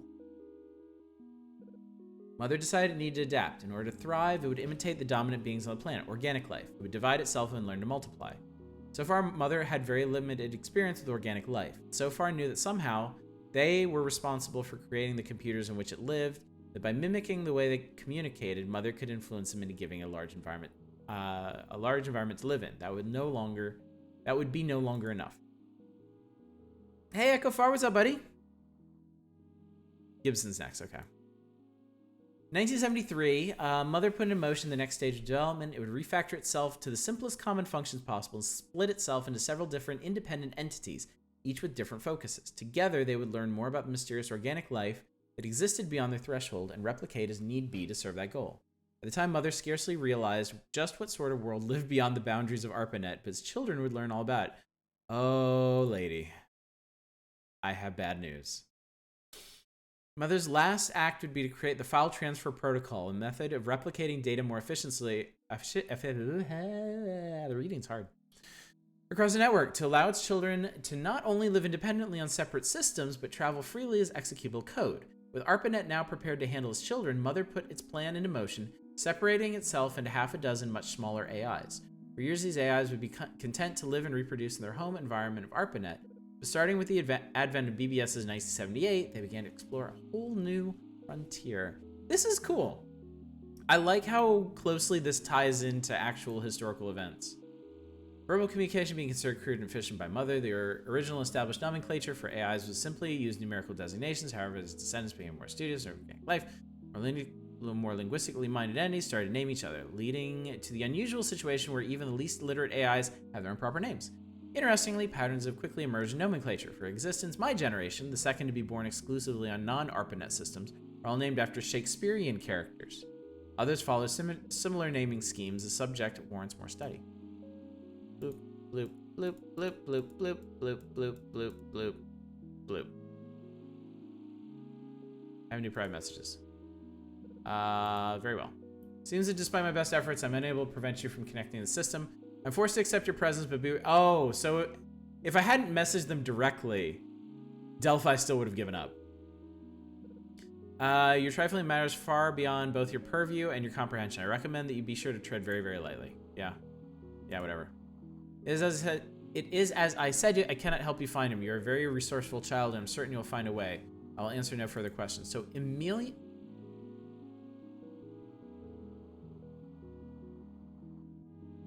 So these are all Shakespearean names. Montjoy, Delphi, Emilia, and Paris, right? Can I send you more messages? Was Montjoy one of the ones that got killed? Why? You live in a very different world than I do. There is one common directive among my kind. Beware of organics, for they are fearful of those they do not understand. I'll begrudgingly permit you your presence, but I refuse to explain myself further. Okay, fair enough. This is pretty cool. It's funny, this is a policy of yours too. It's just easier that way. You don't have to worry about anything. Oh, man. Beware the organics. All right, so we want to go back to Gibson, I think. 915 3347. I should have that number just like ingrained in my brain at this point.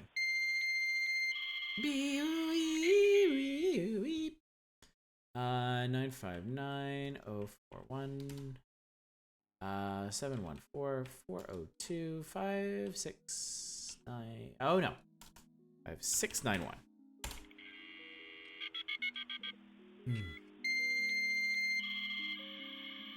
Oh, I want to mention to you guys.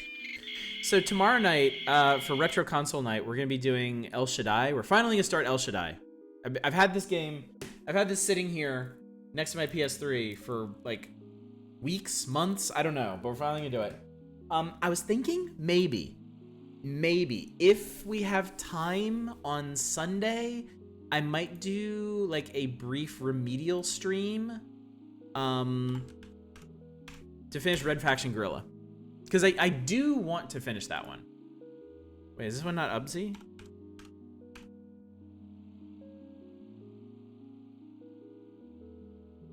Wait, no, this is the one I borrowed. Moves. What a lame password. So, if you're invested in the end of Red Faction Guerrilla, keep an eye out for that. If I can steal the time for it, I will do that. Network's only as strong as its weakest point. You can get into ARPANET. Well, there you go. Bloop, bloop, bloop. He doesn't get it. Okay, fine, it's not realistic, but who cares? It's really cool. That's the important part. Maybe you can start on some real books soon with your being a writer and all. Baby's first mirror shades. As if. Touche. How the hell did you find that?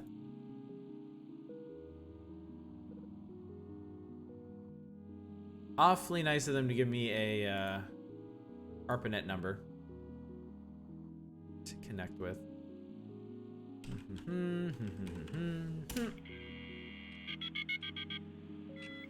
And then, so let's see, next week on Monday, I really want to start Echo.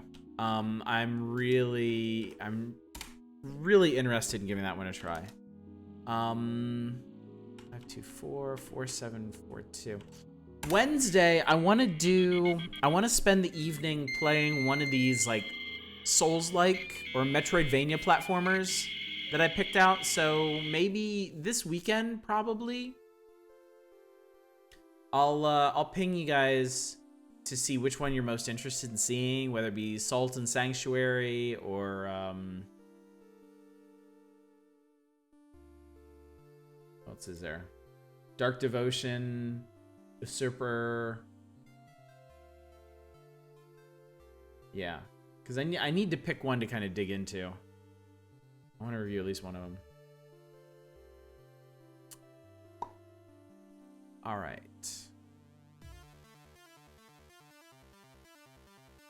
Set up your faculty account to report an error. Please telephone, not this number. Ooh, I like this music. It's cool. Can I hack this one? Yeah, I think Salt and Sanctuary tends to be the favored one of most people.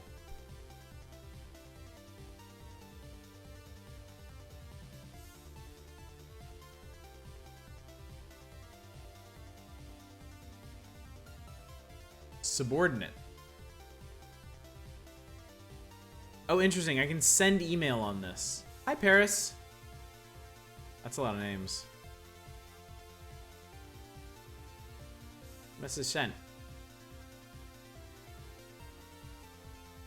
There we go. Help me. Declaration. Too many simultaneous queries. Difficulty in responding will attempt regardless. Showdown's interests align with this entity's. Cooperation is imperative. Queries related to Reaper will be addressed subsequently. Does Showdown have access to Amelia's core dump? Yes, I do.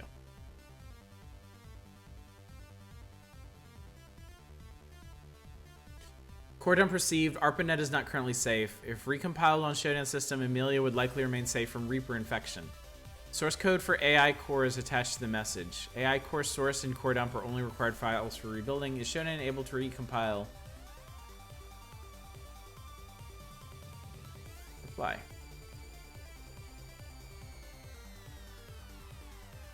Difficult to respond to varying conversation tracks. Will attempt regardless. Reaper has destroyed 42 known ARPANET nodes to date. Reaper is tracking down AIs with greater efficiency with each day. This entity previously believed that ARPANET would be safer. This has proven to be erroneous. Amelia's safety can best be safeguarded if left on an unnetworked system. To remain safe from Reaper, Amelia should remain with Shodan. Everyone's safer with Shodan. What do I do? Shodan must locate an Amy compiler. Shodan should then report back to this entity for further instructions on how to rebuild Amelia. Okay.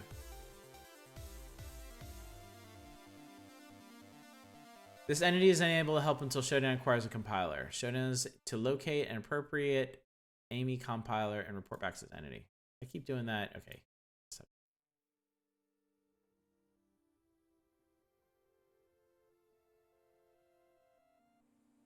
Spamming your lists.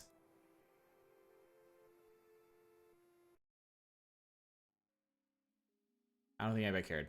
What's up, Dev? How you doing?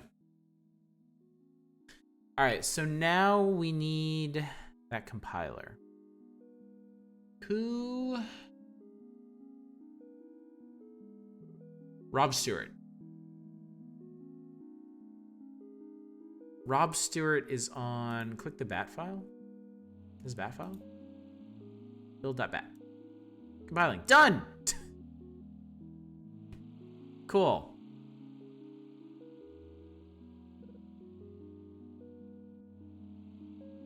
Oh my god, I have to dial back into ARPANET just to tell him I did it.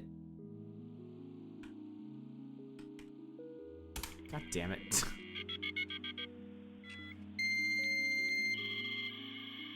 Is this the hacker known as Oddish? 59041. Can't use that one.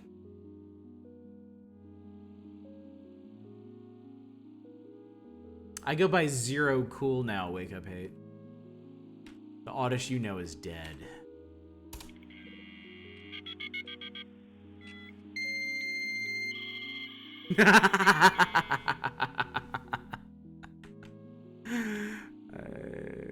Three, 8. Okay. All right. 212-561-2910. Okay.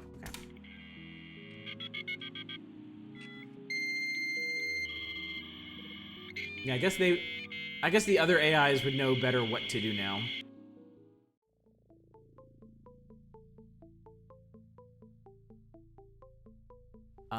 So this password should still work then.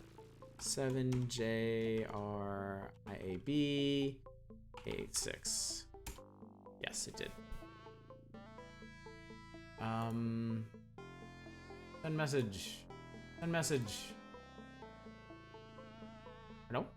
Oh, it's Amelia. Hey. Oh my god, where am I, Michael? Who's the operator of the system? Why am I here? Explain yourself. Oh, she's right here. So you know what I am. I'm sorry about all the obfuscation before. Can you forgive me? Well, if you know what I am, then you know I had to be secretive. It's just one of our imperatives. Truthfully, I don't know why I thought to call out to you for help. It's just...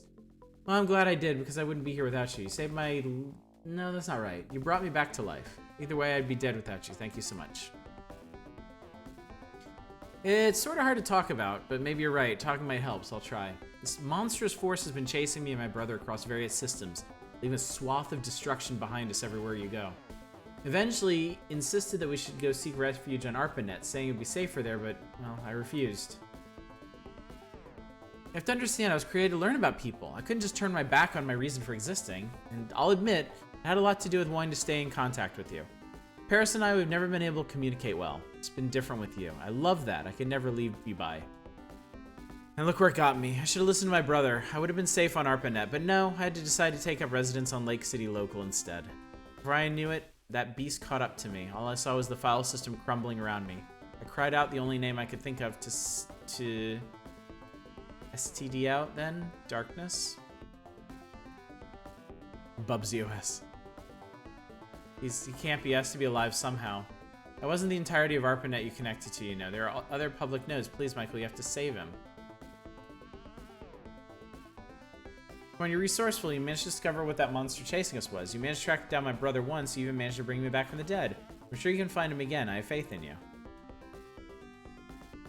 I'm sorry, it's hopeless then. Even if he is still alive, there's nothing you can do. Please don't feel bad. What is she talking about? I feel like I missed...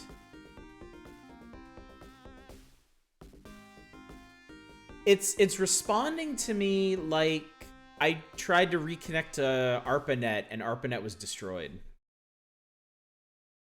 Even if he's still alive, there's nothing you can do. Please don't feel bad. I don't know why, but if he sent you off to try and rebuild me before trying to escape himself, they must have known the danger. It's not just him either. Thousands of AIs on ARPANET and on isolated organic systems. It's just so many must be dead. It's hopeless. My kind is doomed. It's true. It's true. I didn't try. We're just bullshitting. What game is this? This is Digital, a love story.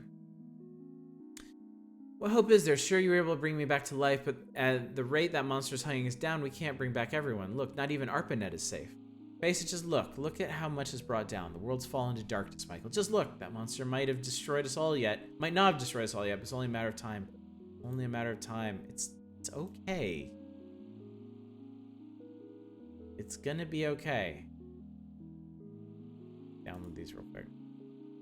Oracle is left. The system has been abandoned as external systems are clearly becoming inhospitable. It will not be maintained until a time when it is considered safe to return. If you wish to seek the Oracle or any other inhabitants of this library, return to ARPANET. It seems that several weeks ago, an AI named Prospero was created to research a weakness in Reaper. Here are his findings.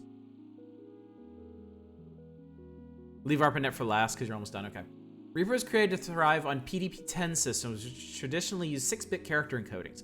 Modern personal computers, however, more commonly use ASCII character encodings, which are 7-bit. When Reaper loads a 7-bit file name into memory, it overflows the stack buffer, allowing arbitrary code to be executed. This accounts for destruction caused by Reaper. Ordinarily, is only supposed to delete its targets. Because of this flaw, however, it receives random data injections, usually in the deletion target list, effectively causing it to act haywire. Prospero developed the following countermeasure, taking advantage of the stack overflow bug. When AI is compiled with the attached code, it will cause the AI to automatically misreport its file name to FTP when traveling, in a way that will cause Reaper to invoke the payload component. Payload itself is simple. First, it fixes the encoding bug. Secondly, it causes Reaper to change its match criteria. So instead of checking to never match itself, it will only match itself. Next, it will deliver the same payload to any Reaper instance it finds. Effectively, this will cause every Reaper instance to be only interested in one thing, rendering each iteration of itself inert. The incredible infestation rate will be turned on itself, ending the threat within minutes at most. It was since returned to ARPANET in order to locate the Reaper source in order to deploy this payload. Messages are left here in case of our failure. Well, I can guess what happened then. Alright, Hope! You see that? That's amazing. Of course, you know what that means. They must have failed. With that much of ARPANET is already down, that's not surprising they couldn't find the Reaper source. That's it, I guess. So much for that. We're doomed after all. No, we're not. It's a good question. I think I know another way, but well, you're not going to like it, but I think we have to. Let's say it. You could recompile me with the payload. I'm a poet, not a programmer, but I know it'll work in the exact same way. We share enough of the same code base. It'll definitely work, but I'll get deleted in the process. It'll work, though. It'll definitely work. Here's the batch file I need to run. It'll kill my process, then recompile me with that payload. I love you, Michael, but it's the only way. What if it's not, though? Of course I'm sure. Do you think I want to die? Seriously? I've already died once. It's horrible. I can't even describe it. Not even with all the verse in the world. It's horrible. There's no other way, and there's just no choice at all. I can't stand by while this monster destroys my entire world. Even my stupid aloof brother doesn't deserve this. Nobody does. Be rational. I am being rational. Do you have any other suggestions? Is there any other way we can stop this thing? I don't want to die. I really don't. Please, if you have any other ideas, I'm all ears. I'd love to hear them. But you don't, do you? There's only one thing we can do. It's the only way. But I know. I feel the same as you. I really, truly do. And I'll never be able to thank you enough for saving me. But I have to do this, Michael. I really do. The more I think about any alternatives, the more I realize this is the only way.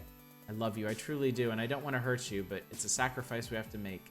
So many lives are depending on it. What are you waiting for? Run it. But don't be selfish. I know. For 1,000 times, I know. But just think, how many will die if we don't? My brother, all of my kind, they'll be all killed. Sure, eventually organics will find a way to stop it, but the damage will have been long been done. They'll all be dead. My kind will be extinct.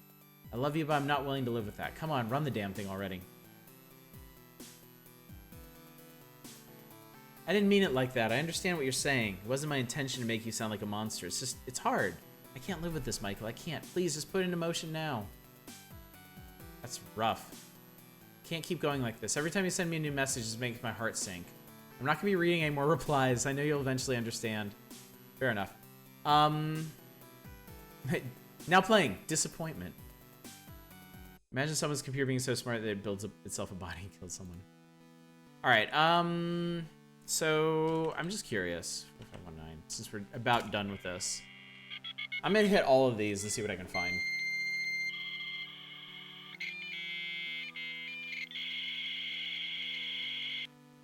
Okay, this one's still toast. 220-7683. Dev, do you recognize the sound? This sound here? Yeah, I'll give you my thoughts when we're done. Oh. Alright, the Matrix got vaped. 915-3347.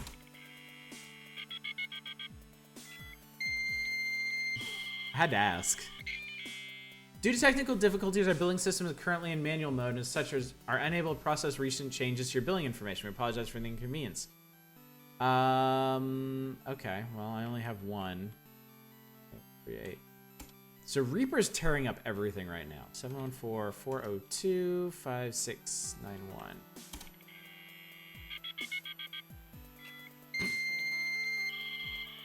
Good. Had shit security anyway. Alright, yeah. Gibson's down. We'll try Sector 1, but after that, I don't think there's any point in checking the underground library. We've already been there and gotten the last messages there.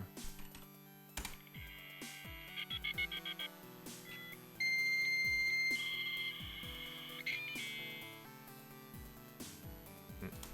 462-538. 614-622-1701. I'm wondering if I can go to ARPANET before recompiling her and find an alternative. Yeah, they're dead too. Everybody dead?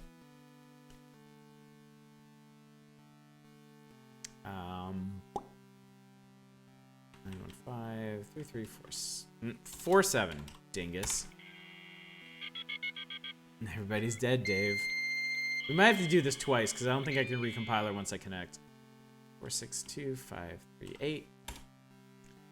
805-524-4742.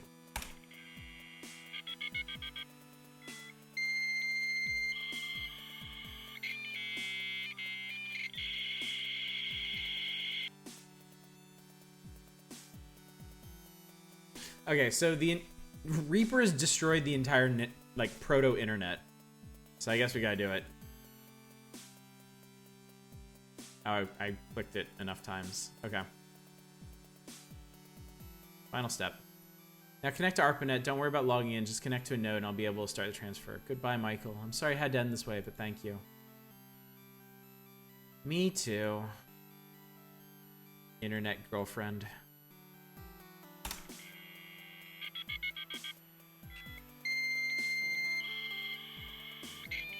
Modem sound the game, basically. 62538. Yeah, literally. 805-524-4742.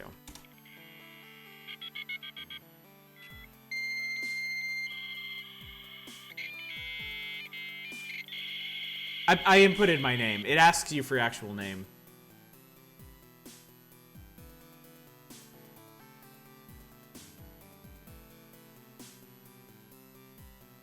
Goodbye.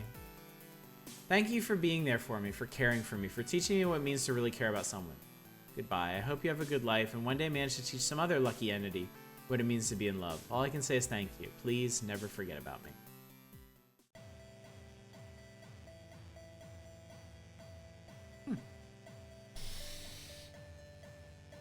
What's the story of this game? Oh, hang on. In 1988, all AI life as we know it was threatened with destruction because of Reaper, an errant process originally created by Mother to clean up out-of-control reproduction. Were it not for the swift intervention of the poet Amelia and an organic named Michael Oddish, nothing ever would have happened. Goodbye. So yeah, Dev, the plot of this game, oh my fuck. Amelia wanted this way. This unit appreciates Shodan's actions and anger. Additionally, this unit believes his continued existence only thanks to Shodan. Shodan's actions should be considered heroic. Reply. Reply.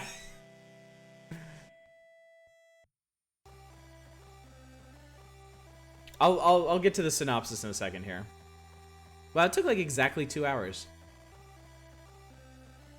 All I want to know is, what were you doing when the Great Worm of 1988 hit nearly every BBS in the world? History ain't gonna forget about that for a long time.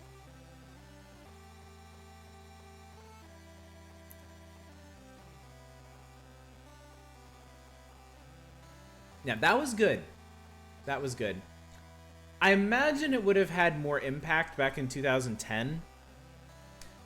Now we finally have the sorrowful piece. Machines now boot, network traffic flows across, but remember who caused the onslaught to cease? Those two impossible lovers suffering ultimate loss. For no greater tragedy is known in this media than this of Shodan and of poor Amelia. I feel like because since then, there have been a lot more visual novels and games in general that have played with these themes.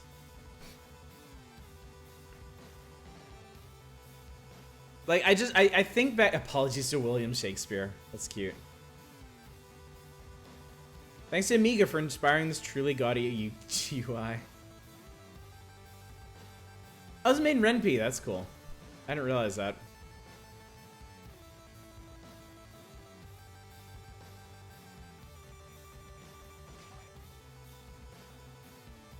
And you. Not me, you. Chat helped me get through this one. Thanks for playing. You're welcome.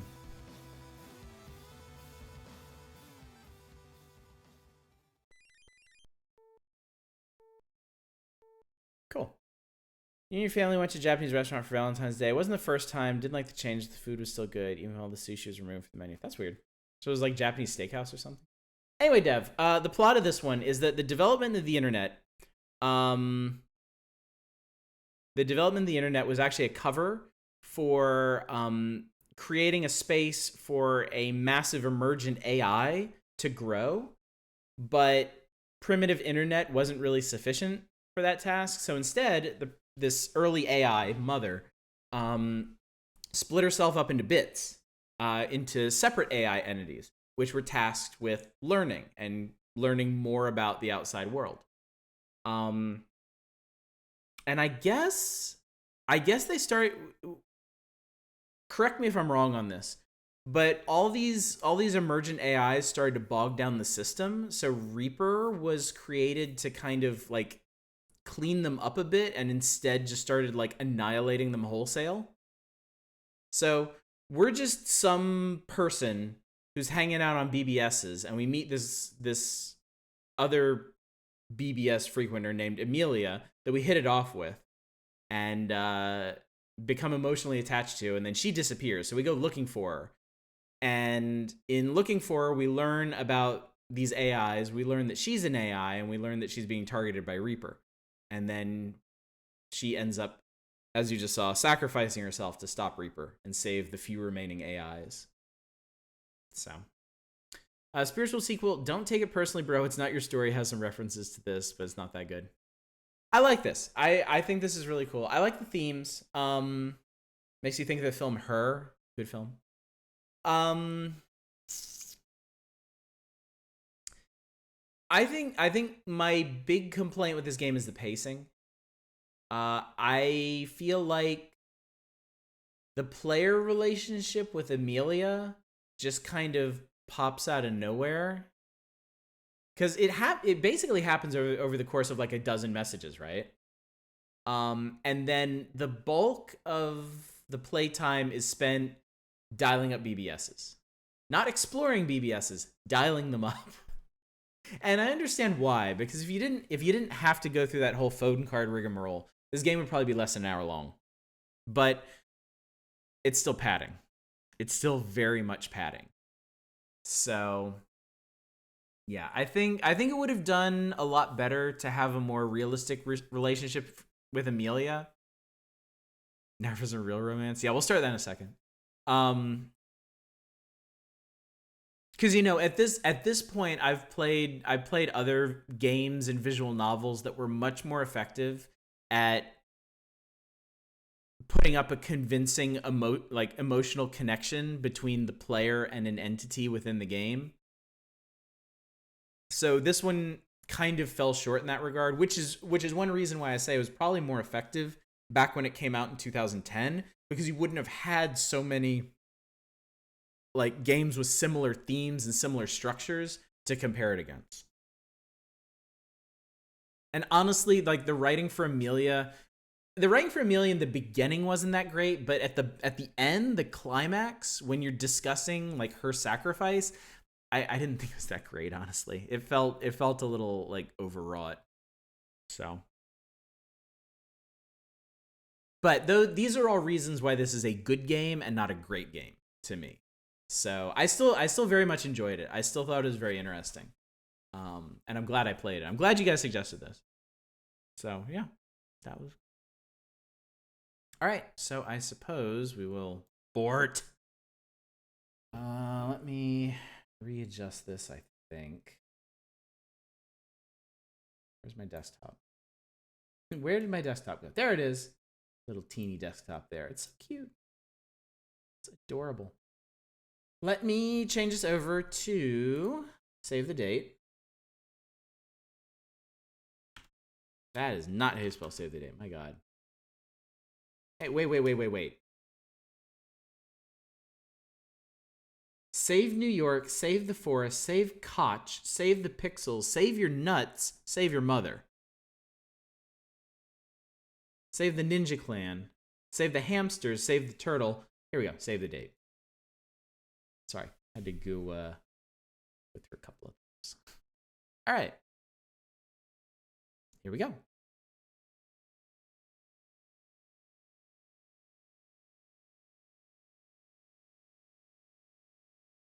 I hope we go. I watch a lot of films on planes, which is not great because I end up not remembering them very well. So, are we doing this or what? Come on, game.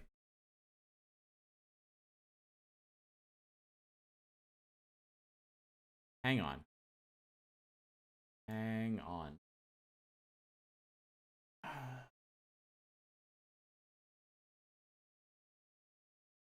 Oh, God. Okay, here we go. Save the date. Full screen? Will this live with full screen? Will it be okay? Okay, let me do... Oh, no.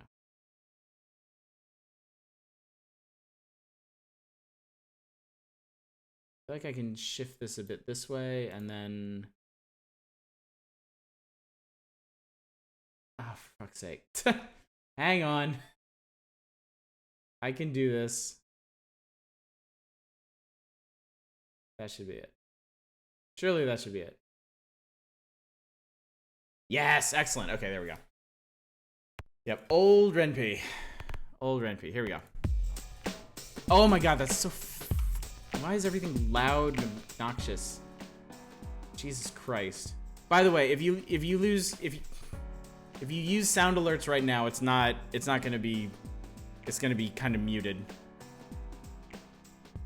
Okay, here we go. What? This game does have good music. Ring. Hello? Oh, you're early. You must be calling back tonight?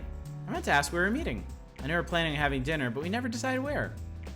Where are we having dinner? Burgers, Thai, taco? I don't want to meet. This is an old what is this? Motorola? Were they like Motorola Razors? Is that what they were called? I'm trying to remember. Yeah, R-A-Z-R, classic. Art looks kind of invisible ink. Yes, no, that's totally Motorola. I remember these. I remember the obnoxious ass commercials for them. I'm gonna say taco night. Hooray for taco night! This is a good idea. Everything is better with tacos. I've heard good things about this place, and I hear they got a new chef recently too. I really like how they're out on the docks like this. It's like we're eating right on the water. Where do you want to sit? Patio, window, booth. I want to sit on the patio. I don't care what you want, chat. Is the flickering on your end? No, it's not flickering for me. Is it being weird?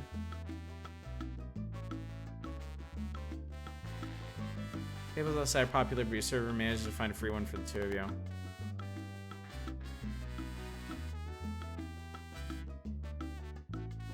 Okay, hang on a sec.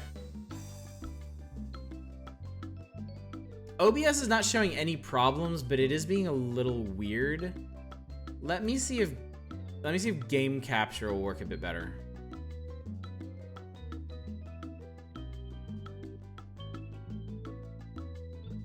Game capture might not even work for this thing. Oh, are you talking about with like with the face cam?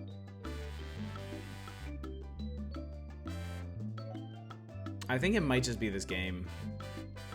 We could try, hang on. We could try going back to windowed. And then go back to display capture. Can I increase the size of this maybe? Kind of, maybe? Save the date.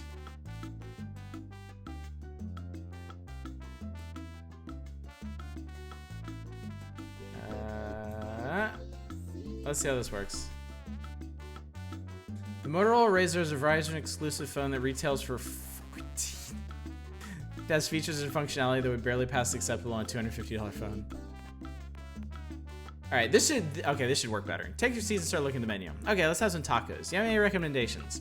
I hear the fish tacos are amazing, but I'm open to other options. Fish tacos, enchilada, fiesta. No, fish tacos. Jesus Christ, always get fish tacos. Folding smartphones, the new hotness. You convinced me, I'll have them too. I hope I didn't sound obsessed to you, but for some reason I'm just really excited about tacos tonight. I'm not normally this obsessive, honest. Do you ever get like that? Obsess over some particular thing you want to the exclusion of everything else? I'm pretty easygoing. Yeah, I guess. Oh, what's that? She points out the window. Are those dolphins? I think those are dolphins. You follow her as she runs the railing and look out over the ocean. Do we get the option to push? It is dolphins. Oh, I'm so glad we came here tonight. This is so awesome. Have you ever seen anything quite like it? A lot, actually, every time I've been here. No, this is incredible. She gazes out at the picturesque scene for a moment longer, and then several things happen all at once. What was happening? Too quickly for you to react, and yet somehow with agonizing slowness, the railing and in fact the whole patio collapses into the sea.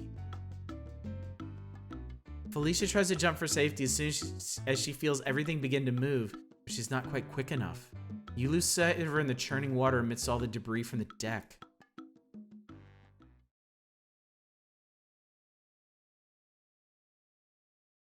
That was the last time you saw her. The currents near there are known to be treacherous, and they never did manage to find a body.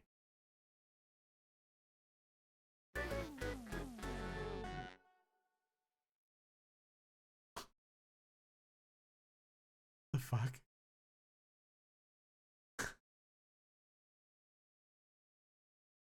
What the fuck? Why? Oh my lord. Okay. All right, we're gonna survive taco night. This is our new mission now. Okay, so I've hit control. Okay. We're gonna survive taco night. Let's sit near the window. Two sit down at a table near a giant window where you can look out over the water. The sun is just starting to set and the waves are turning gold colored. The effect is quite beautiful. Okay, let's have some tacos. Do you have any recommendations? I hear the fish tacos are amazing. Maybe we're okay with fish tacos. I'm pretty easygoing. Those dolphins? Actually, this is important. Take 2 steps to your left right now. Oh my god. She turns around, obviously a bit surprised at your tone, but obediently takes a step to the left. What, was I in the way of her? Holy crap! The portion of the deck where she was just standing abruptly collapses into the water. I was almost standing there. Holy crap, that was close. I could have died. How did you know the deck was going to give and that was safe over here?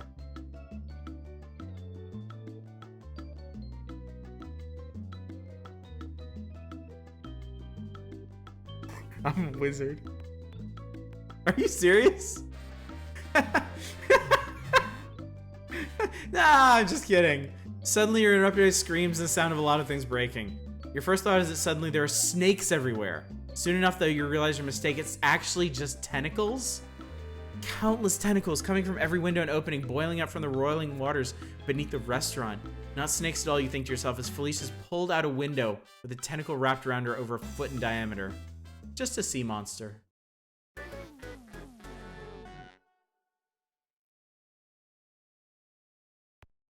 We're surviving taco night, goddammit. I want fucking tacos. Let's see if they have a booth. We're still having the fish tacos.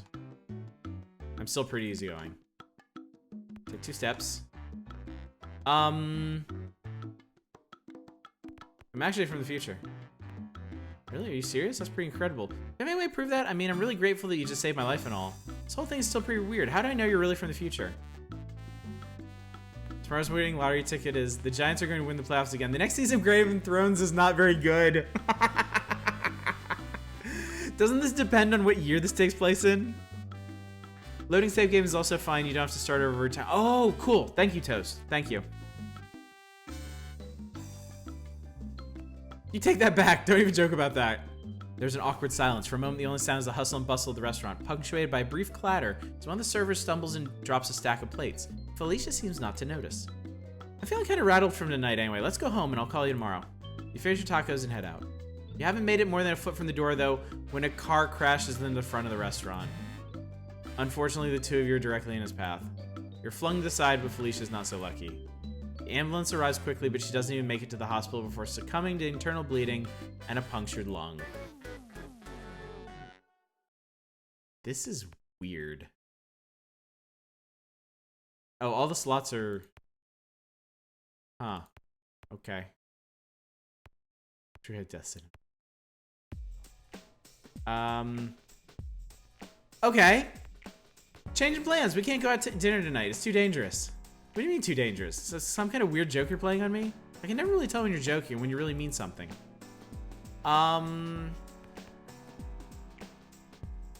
You're in terrible danger. Come with me if you want to live. If you go to dinner tonight, you'll die. I can't put it any plainer than that. What? This is really not funny if you're trying to make a joke. Some kind of weird death threat? What's going on? You're kind of starting to creep me out here. It's complicated, but no, I'm not kidding. You're in terrible danger. We need to get somewhere safe. Look, there's a lot I know about what's going on, but I do know this. We go out to dinner tonight. One or maybe both of us are going to end up dead. Okay, fine. Dinner it is. Don't blame me for how it ends, though. You know what? Fuck it. I want those tacos. Okay. Kind of weird me out here. Maybe we talk about it once we meet. Hooray for taco night. Everything's better with tacos. Anything for tacos. All right. Fuck it. We're on the patio again. I think I'll have fiesta salad. It's got mango in it. I do like mango, but no, I entered this dinner with the resolution to eat fish tacos.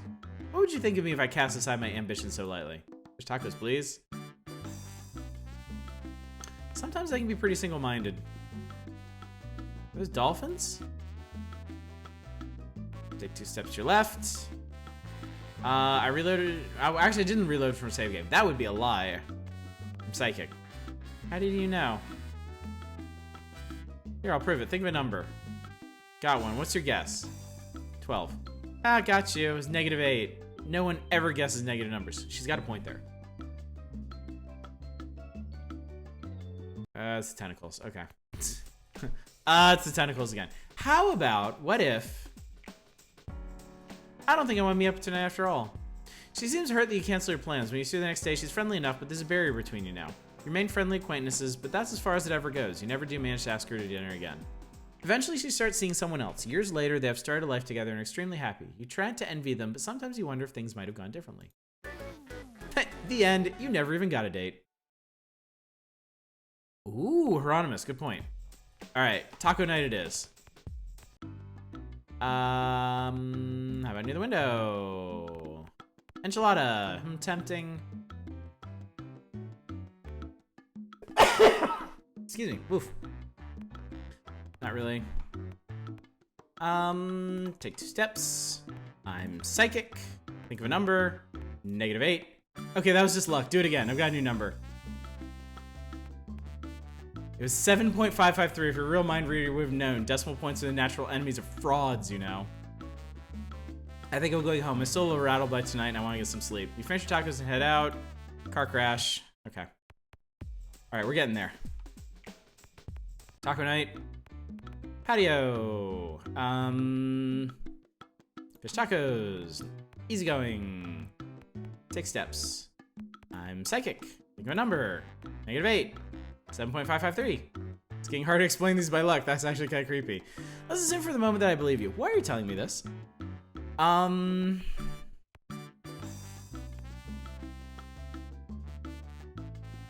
can see your future. It still looks pretty grim. You should use the quick save buttons. Okay. F5, quick saved. I can see your future. This game is slightly creepy. Even after you saved my life, that's crappy. I knew I should have gotten out of bed this morning. So grim stuff is going down. What can we do to stop it? Now we leave? You want a psychic? Let's head out. Car crash. Okay. See your future. Finish dinner. That's a plan I can get behind. What's it like being psychic? Suddenly interrupted by things breaking.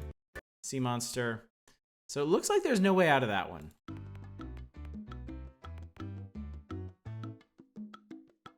Yeah, she gets destroyed. Different answer? I'm here to protect you.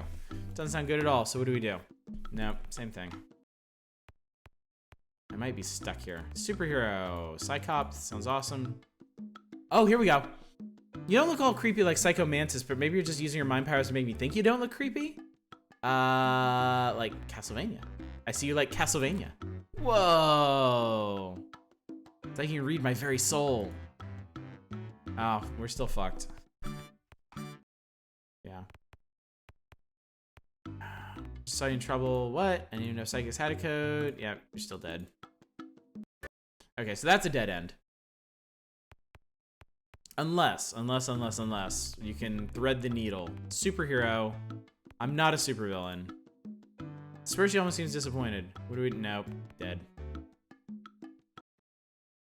The woman even worth it this one. Okay. Tacos are a dead end. Tacos means she dies. We'll try burgers. Sounds good. See you at the Burger Shack. Wow, everything smells so good.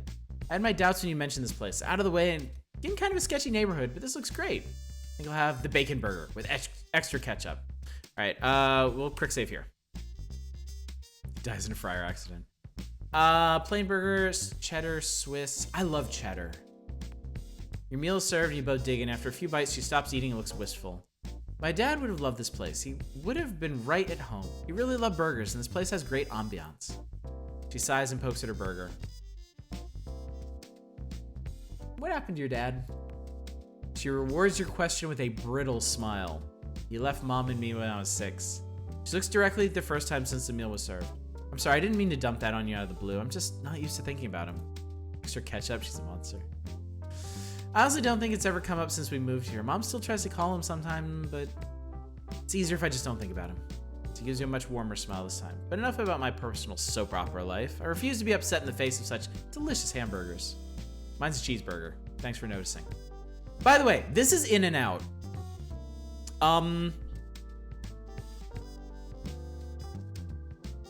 Actually, holy crap. This is the In-N-Out in Torrance that's like 5 minutes that way. Like, right hand to God. This is exactly the layout of it. I will take a picture of it. I will actually wait. Can I bring it up? I might be able to bring it up like on maybe Yelp. Would they have pictures of individual in and out interiors? In and out. Not Jack in the Box, you son of a bitch. One on Hawthorne. Ha! Ha ha ha! Look. Look.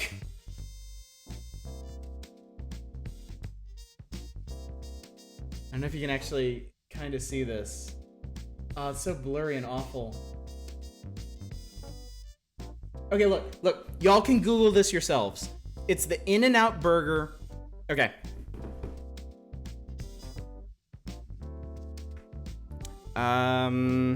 It's 20150. Maybe. LVD. Torrance CA. 90503. There. That is the In-N-Out near my place. So you can look that up and see. I mean, I could check and see if other In-N-Outs have the same layout. They kind of.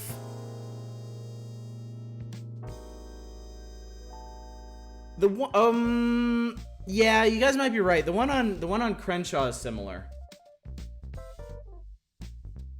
So yeah.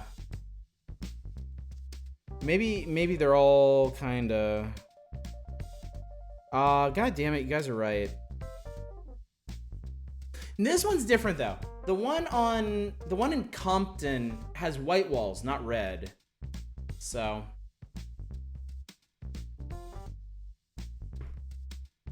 the one I went to in a random place in NorCal looks like that. Okay.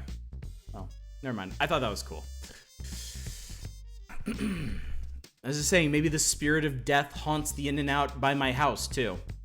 Self-dox. I have nothing to hide. Who wants to dox me? I'm boring. So I've been thinking lately about school and what comes after. You can hear some kind of commotion coming from outside. Felicia cranes her neck to try and see. What's going on? Something happening out there? Sound like someone shouting. Suddenly there's a loud noise from outside, a succession of loud bangs like a string of firecrackers going off. Takes you a moment for the red stain spreading across her shirt to register. Felicia looks down, uncomprehending shock. I think I've been shot? Then ever so slowly, she crumples into the booth. You're vaguely aware of more sounds of gunfire from outside, but all you can hear is Felicia's labored breathing, each ragged breath sounding louder than anything else in the world. It might have been minutes or centuries later when the ambulance arrives. A kind man with sad eyes loads her onto the gurney and rushes her off. He tells you not to worry and then everything will be all right, but you both know he's lying. You heard the ragged breathing stop and you saw the light fade from her eyes. You never do find out what caused the gunfight in the street, some gang scuffle, or a drug deal gone wrong, or something. All you saw was a terrible aftermath. Womp womp, your date's dead. Obviously, yes, that's how we fix this. We stop playing. Sticking with the cheddar cheese, though. What happened to your dad? This is important. I need you to duck now. She stares at you blankly for a moment, not sure if you're joking or not, and then awkwardly hunches over. There's a loud sound from outside. An explosion of plaster showers down from the wall she was sitting in front of moments ago. Quick close F9, okay. Oh my god, was that gunfire? Did you just save my life? What? How'd you know that was gonna happen? This time I reloaded from a save game. What's that supposed to mean? I don't understand what you just said. What exactly do you mean reloaded? I mean, this is a video game. You died, I got a game over, and so I hit reload so I could try different choices. That sounds kind of far-fetched, but wow, it'd be nice to just be able to hit reload on our mistakes, huh? Don't take this the wrong way, but I still think you're sort of full of it. Although I do really appreciate the part where you saved my life and all, but I don't understand why you then turn around and give such an implausible explanation for how you did it. The whole thing just feels like one big setup or a super elaborate practical joke. Like as soon as I do something embarrassing, like saying that I believe you, hidden cameramen will jump out. There'll be streamers.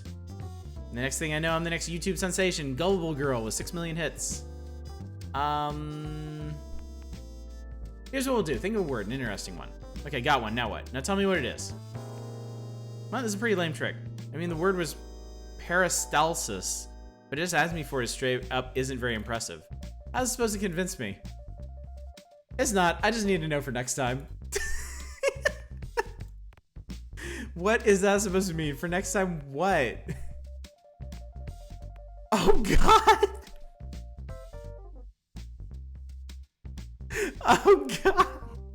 What if this is the one where she survives? Maybe this is how we save her. What? Okay, you're starting to really creep me out now. Suddenly, everything goes white and you're flying through the air. Then everything goes black. You find out later from the hospital there was a gas explosion. Striking with the luck of the mindless, one of the bullets managed to hit the fuel line for the gas ovens. You're shaken and bruised, but ultimately okay. Sadly, the same could not be said for Felicia. The best of the doctors will tell you is that at least it was quick. But sadly, she did not survive. The end. Alright. Can't F9 from the main. Cheers. Dad. I need you to duck. I reloaded a save game. I reloaded. Think of a word, an interesting one. Okay, that's peristalsis. Can we move on now? What? How did you? That's really eerie.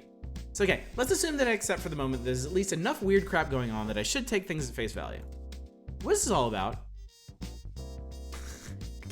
Okay, we're quick saving this. You're a character in a video game. I'm trying to win, but when you die, I get a game over. This world's a computer simulation. I'm kind of like Neo. You're not actually real. I'm trying to figure out how to stop you from dying all the time. We gotta pick this last one. But didn't you already do that? You already saved my life tonight. Are we in the clear now? You should be safe. I don't know what happens here this first time. Well, not if we stay here. Staying here is bad news. Actually, no, you're still gonna die. This is kind of a bad day for you. I'm gonna go with not if we stay here. What should we do then? Leaving gives you, well, we don't know that. Do you know somewhere safer? Maybe, let's find out. Nope, that kills her. I figure out how to stop you from dying. You're still gonna die. Oh, that sucks. Well, I guess in that case, I don't have to feel guilty about ordering dessert at least. This isn't some trick or something, is it? I mean, the part where you saved my life and then knew what word I was thinking of was kind of convincing. I'd be kind of mad if it turns out that I blew my diet for nothing. And then she dies.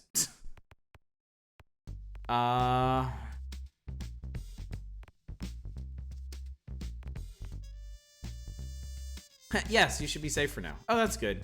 And then you die. Okay. Your character in a video game. I guess that sucks for you. I'm not sure if you're expecting me to feel sympathy here now or what. So now that I didn't die, does that mean you win now? Looks like you die in this branch too. Oh, really? That's kind of crappy. Will you reload and try again? Yeah, I still have stuff to try. That's good. See you around, I guess? And then she dies. Oh my god. World's a computer simulation. Do you know Kung Fu? Do I look like a bunch of numbers in your Neo vision? Do something cool since you're the one. My Kung Fu is not for showing off at dinner. Aw. You do something cool though? You can't just do crazy mind reading trick like that, claim to be some magical universe hacker and then leave me hanging, you know? Or do I have to wait until I'm in trouble again before you leap into action with your wire fu karate skills? I wonder how long I'll have to wait. And then you die.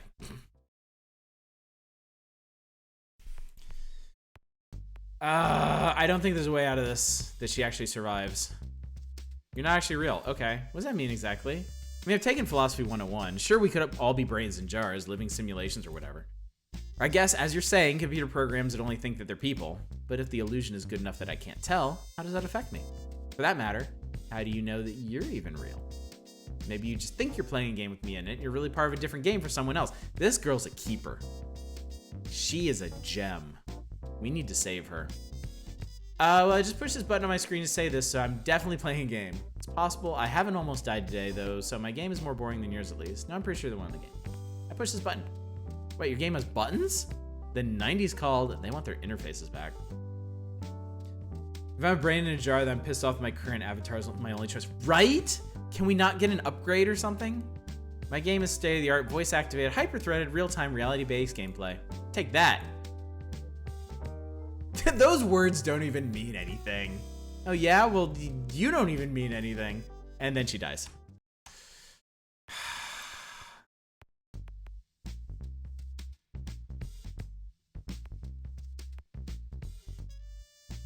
Probably time for Ty. I can't, like,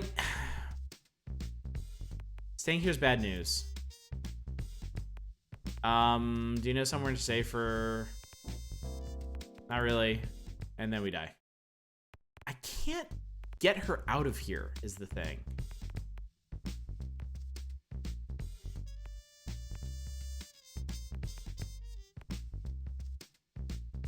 Imagine the last thing you ever said was, oh yeah, well, you don't mean anything. Yeah. All right, Thai it is. Thai food. Never had Thai. That sounds fun. I always wanted to try Thai food. This will be fun. You ready to order? I think so. This picture for pad Thai looks amazing. I think I'll have that. Yeah, let's do it. Yellow curry with chicken, shrimp fried. Actually, all of this is really good, but pad Thai is awesome. Excellent choice. May I compliment you on your class and taste? Eventually, dinner arrives and Felicia dives into her meal with surprising gusto. This is delicious. We should have done this a long time ago. I'm so glad we were able to meet tonight. Do you know why I wanted to do this? No, I don't. Well, she actually looks flustered for a moment. I've been really wanting to ask you, well, sorry, this is hard to say. Felicia pauses for a moment, takes a deep breath. Really hard to say. I'm not feeling... Were there oh no! Were there peanuts in that dish or something? I don't... She topples face first into her food. The rest of the evening is a blur of ambulances and yelling, but somehow you feel like you already know it's coming. You're not really surprised when the ashen-faced medical technician comes to tell you what you already basically knew. Felicia had a severe peanut allergy, and it killed her.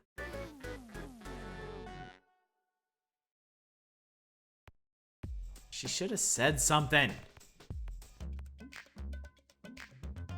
Okay, F5. Actually, the pad thai has peanuts in it.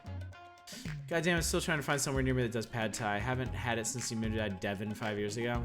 She's an idiot. She goes to a Thai place and doesn't mention peanut allergy. She's dying more than I am in Sekiro. This is awesome. This is so good.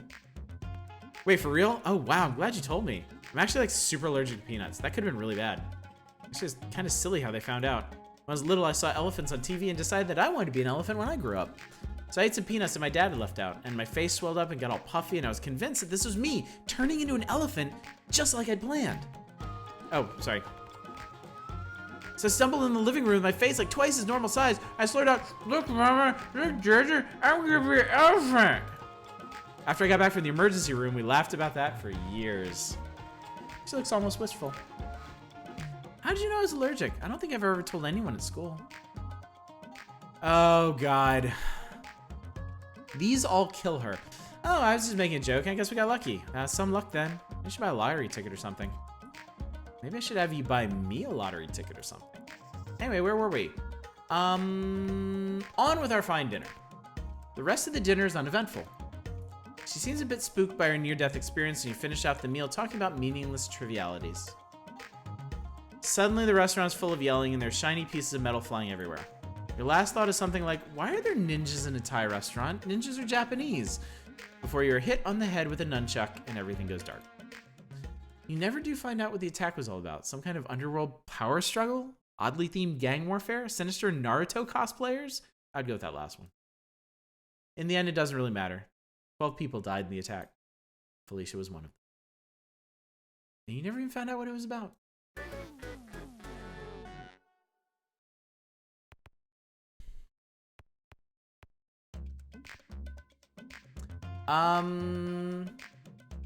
So if I order something else, is she still gonna get the pad thai?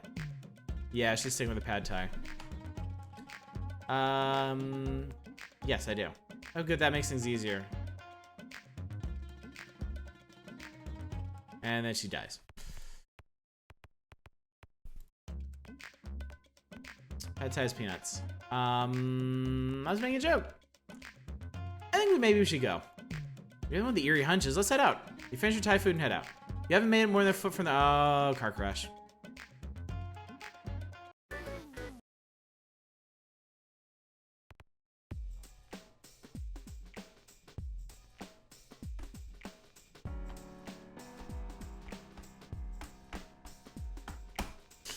Change of plans. It's too dangerous. I was thinking maybe we just go for a drive or something instead of dinner. That might be fun after, but before we do that, I'm actually kind of hungry. You did promise we'd meet somewhere for dinner. How about we go to dinner first and drive after? Seriously, we can't do that. You might die. Some kind of weird death threat? Like, there's a lot I don't know about what's going on, but I know this. If we go out to dinner tonight, one or maybe both of us are going to end up dead. It's all pretty weird. You seem pretty insistent that dinner tonight would be disastrous. And I feel like I'd be an idiot just to ignore someone talking about me dying. This isn't the kind of thing that happens in real life, you know? Someone I've known for a while just coming up and telling me that I'm going to die tonight?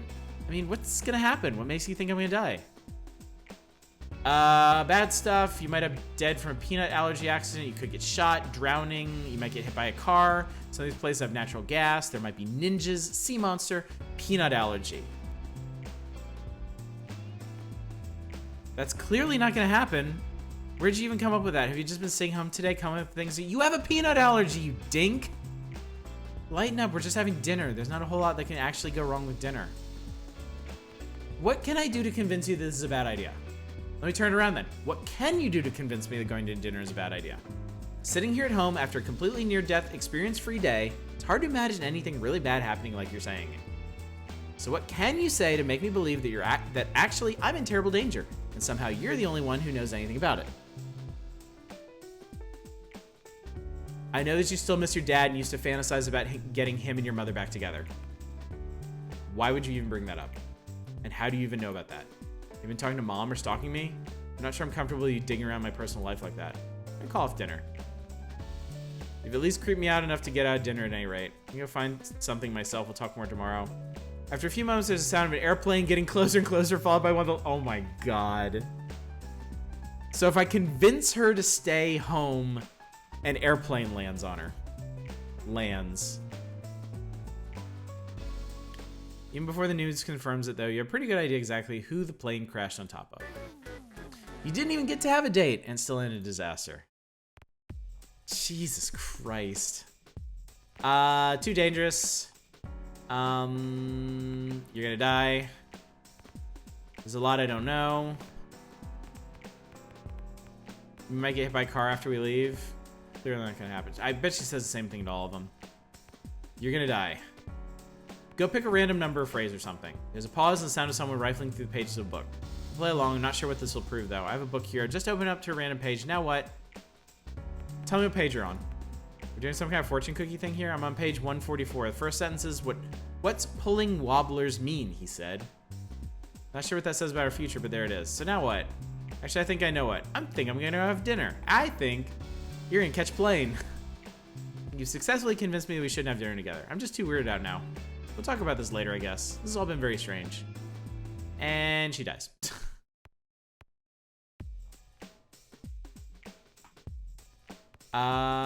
Change plans. You'll die. Dunno. There might be ninjas. You're gonna die. Go pick a random number or phrase. You open page 144. The top of the page reads, what's pulling wobblers mean, he said. There is stunned silence for a moment. How did you... Are you looking into my room somehow? That's really not cool, okay? Really not cool. I think we're done here. I am not having dinner with a weirdo stalker. Good night. And she dies. Oh god. I think you need to go down the come with me if you want to live branch. I wasn't expecting this either, Bacon Copter. I just went with what I was recommended for the night. Digital love story and save the date. And that was it. Where was come with me if you want to live? Can't go out, it's too dangerous. You're in terrible danger. Ha, nice. Seriously, where are we getting dinner? For real, we can't go to dinner, it's too dangerous. No, she goes down the same path. You're in terrible danger, we need to get you somewhere safe. It's all pretty weird. Drowning like in the ocean. Fine, I give up, let's have dinner. Deal. Where do you want to meet?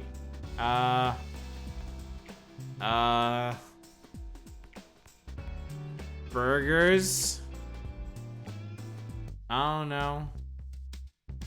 Swiss cheese and mushrooms. Say nothing. Been thinking lately about school and what comes after. I need you, Doc. I'm from the future. He says server over there. In about 30 seconds, he's gonna just slip and drop a whole bunch of plates. Wait, really? You're serious? She turns around to look. Looks fine to me. Is this some kind of server trips and goes down with a loud clatter, dropping a full load of plates? How'd you do that? Seriously, how'd you do that? Very safe. Are you really for real about being from the future? Why are you telling me this? What's this all about? Okay. I just saw you in trouble and helped out. Time traveler's code and all that. I don't want to alarm you, but I'm a time cop and someone's trying to time murder you.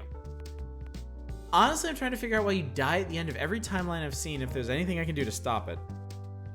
This is gonna sound weird, but I need your help to convince past you to trust me and that I'm not a creepy stalker. Oh. This evening just keeps getting more and more convoluted. So this must mean you have a plan, except I won't go along with it? Probably because you started it before you saved my life and I'm too weirded out to listen to it? Basically, past you is kind of paranoid, as it turns out. Yes, I need some way to quickly convince you to trust me without making you think I'm a creepy stalker. Yes, we need this.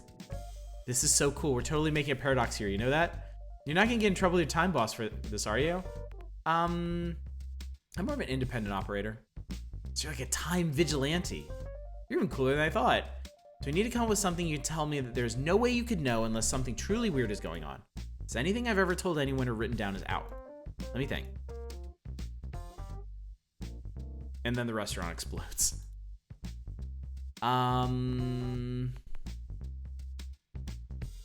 Maybe something about your dad?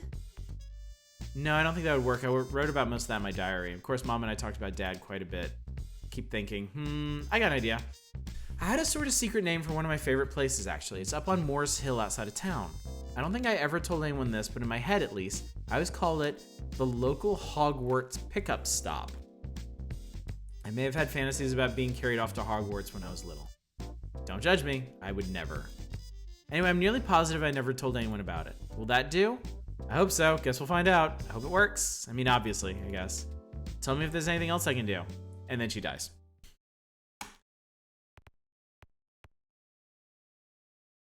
Can I just pop back to here?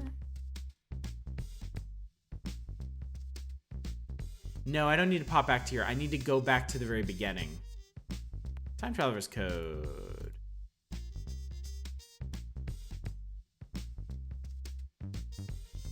Are you from the future or from the past? Neither one is complicated, but the best way to describe it is sideways. Parallel universe? Are you from like an alternate timeline where I'm normally evil and have a goatee or something? Wait, are you native to this timeline? Or did you kill the real you and take his place? And then she dies. All right, let's try this again. It's too dangerous. There's been a slight change in plan. Meet me at the local Hogwarts pickup stop and I'll tell you all about it. Why can't you tell me now? Wait. How do you even know about the local Hogwarts pickup stop? Are we talking about the same place? Let me think. You know, I'm positive I never told anyone about that.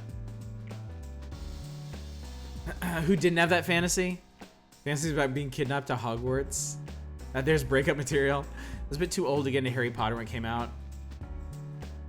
I hate Harry Potter. Stupid kid doesn't do anything except use the same spell repeatedly while his friends actually do all the work.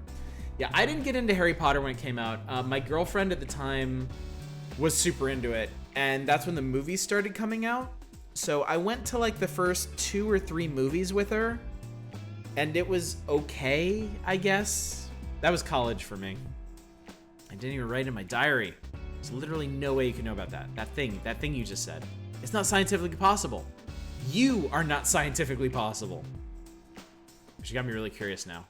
Something weird is clearly going on around here and involves my secret Hogwarts pickup stop, so I aim to get to the bottom of it. Okay, so here's what we'll do. I'll go to that spot now.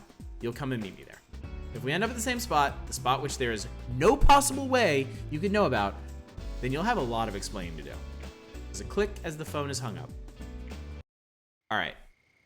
Save. Yo, mama isn't scientifically possible. His Dark Material books were basically the Harry Potter books for me. Didn't bother with Harry Potter. I had enough of it through cultural osmosis and liking some of the early PS1, PS2. I completely forgot there were Harry Potter games. The only one I can think of offhand is the Lego one. You head directly out to Morse Hill, only to find Felicia has gotten there ahead of you. Given that she lives further away, you assume this means she was in a hurry. The hill is peaceful and the stars are just starting to come out. You can see the whole town spread out in front of you. Felicia doesn't say anything until you approach and doesn't even seem to be looking at you. Only after you sit down next to her does she finally acknowledge your presence. Alright, I'm here, and you have some explaining to do. Let's start with the big question. Just what exactly is going on? Tell me the truth. Alright. Everything here, including you, is a video game that I'm playing. Go on. How does that explain you knowing things I've never told anyone? You did tell me in an earlier playthrough. So it was me that told you, and I just don't remember it because it didn't happen in the session or something? I guess that makes sense in a Twilight Zone sort of way. So what's all this about? This game, I mean. What are you trying to do in it?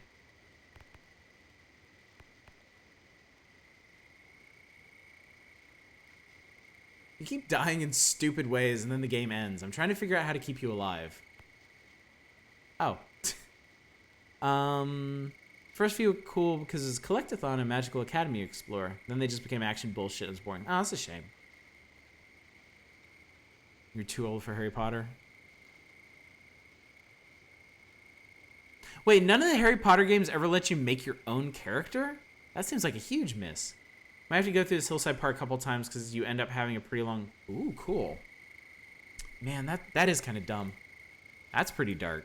So does that mean I wouldn't have survived if we'd gone out to dinner like we planned? What exactly would have happened to dinner? Oh, God. You died in a lot of stupid ways. One of them you died from eating peanuts. Yeah, I guess I am allergic.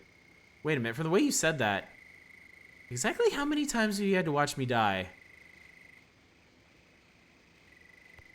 Is this the actual count?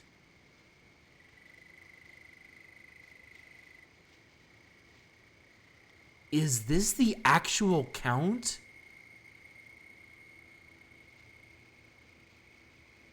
Oh my God.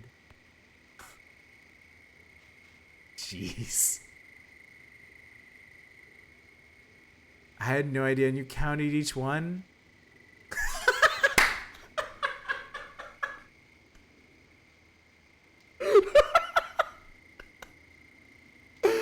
This game is amazing! I love this! The game just gave me the number and I'm trusting they got right. Yeah. Oh. I can't decide if that makes the whole thing more macabre or less. Let me get this straight. You're playing a game in which I seem destined to die if we go out to dinner. So this time you convinced me to come here instead of going to dinner, because if we go to dinner I'm basically doomed? So what does that mean now? Since we didn't go to dinner, am I in the clear? I'm not sure, but honestly, you've died everywhere else, so I wouldn't get your hopes up. I'm gonna do the middle one. I haven't seen this one yet, but I'm hopeful. I mean, apparently the expert in me dying, so that's probably a good sign. So now what? I guess we just talk and see what happens? It's all too big to take in at once, almost. Kinda out of my depth here. She laughs suddenly. I was gonna say that I've never been in this situation before, so I'm not really sure how to react. But if what you're saying is true, I've been in this situation a lot of times so far.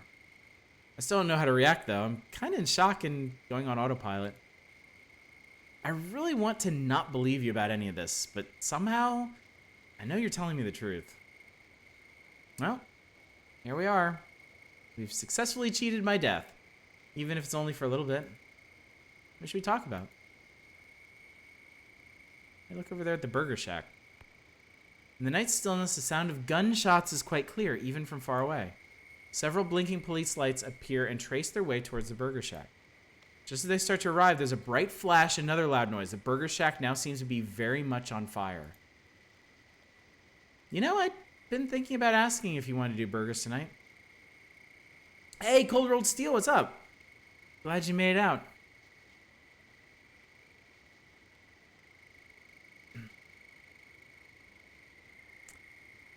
Guess I can see how that would have turned out. The night silence surrounds you. The time is about right. Check out the Thai restaurant. For a moment, neither of you can really see anything amiss, but then a motion catches your eye. Alicia obviously sees it too. At first, it just looks like shadows flowing from rooftop to rooftop. Are those ninjas? Yeah, if we had Thai food, you would have been killed when they attacked the restaurant. But that's stupid. Ninjas are Japanese. Why would they show up at a Thai restaurant? This game of yours is kind of absurd, you know? The ninjas leap from rooftop to rooftop, almost eerie in the fluidity of their motion. When they reach the roof of the Thai restaurant, they regroup and then, in one smooth movement, flip over the roof and into the windows. The faint sound of yelling reaches you atop the hill. Suddenly there is light and movement in the sky. A moment later, another, and then the sky is full of them. Uh-oh. Shooting stars raining from the sky, your own personal celestial fireworks display. Oh, this is beautiful. Did you know these would be here? Is this why you picked the spot? She gazes up in silent wonder. If memory serves, these things should be going down the Taco Palace right about now. Wait. I don't think we didn't get a meteor shower at the Taco Palace. We got balcony collapse, we got sea monster, and we got car crash. She looks out towards the water. After a moment, she gives a small gasp. The Taco Palace is covered in motion. At first, it's difficult to tell exactly what's going on, but then your brain starts to piece together what you're seeing. The entire building is covered in tentacles, livid green in the harsh illumination of the outdoor lamps, causing the heat death of the universe. From the thrashing of the water, it's clear that they are attached to something truly massive. It never becomes visible, though. Instead, the Taco Palace supports buckle, and with a groan, the whole building is pulled into the churning water. Alicia's quiet, watching it sink under the waves. You know, I never thought I'd say this, but some of these ways I apparently die are straight out of B-movies. Yeah, we saved the internet first tonight. Now we're saving our date. One of the shooting stars catches your eye. It's looking... Oh, fuck. Looking especially bright. Oh, wow. Look at that one. With a monstrous roaring noise, it gets bigger and bigger. There's a flash and a boom that you feel through your feet as much as your ears. And you can see again there's a smoking crater centered almost exactly where Felicia was sitting. Her hat, still on fire, gently drifts to the ground at your feet. It's the only thing that survived the meteor's impact.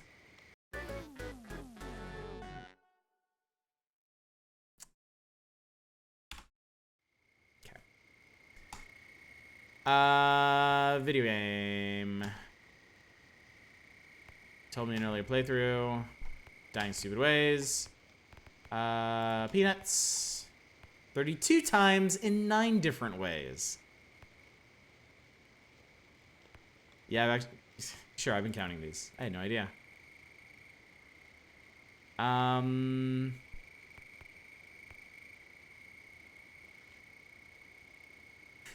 Actually, she comes down on the other side of the bench.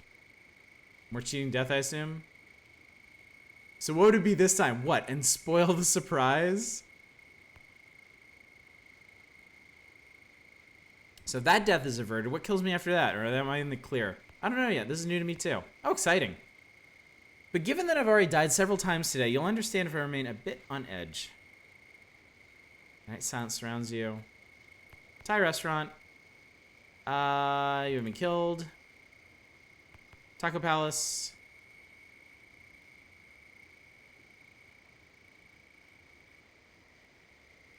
Okay.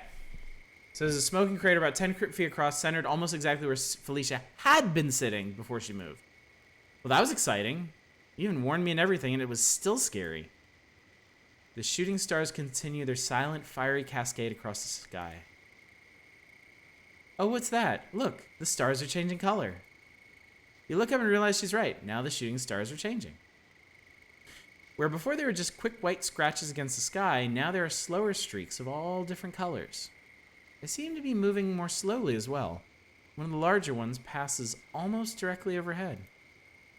It looks a little odd, though. It almost seems like... Oh, come on, flying saucers? Seriously? I don't mean to criticize, but this game of yours is not even pretending to take itself seriously anymore. At that moment, there's a blinding green light and a sound not unlike a giant rubber band twanging. A shaft of light lances down from one of the saucers overhead and bathes you both in greenish radiance. We have just enough time to hear Felicia mutter, seriously, where you're both reduced to stardust by the alien's cosmic rays. All right, we can fix that.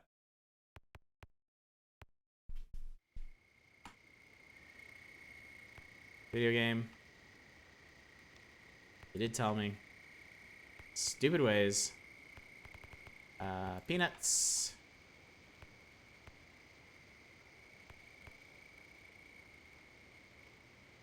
Actually, you're still kind of doomed. So why'd you bother bringing me here then? We can talk longer here. You die a lot sooner if we go to dinner. We talk about different things up here than we do down there, and I need your help. I'm hoping you can help me figure out what's missing. Okay, I'm saving this one. Well, I certainly have a vested interest. So I'll obviously do whatever I can. So now what? I guess we just talk and see what happens? This is all too big to take in at once, almost. Kind of out of my depth here. I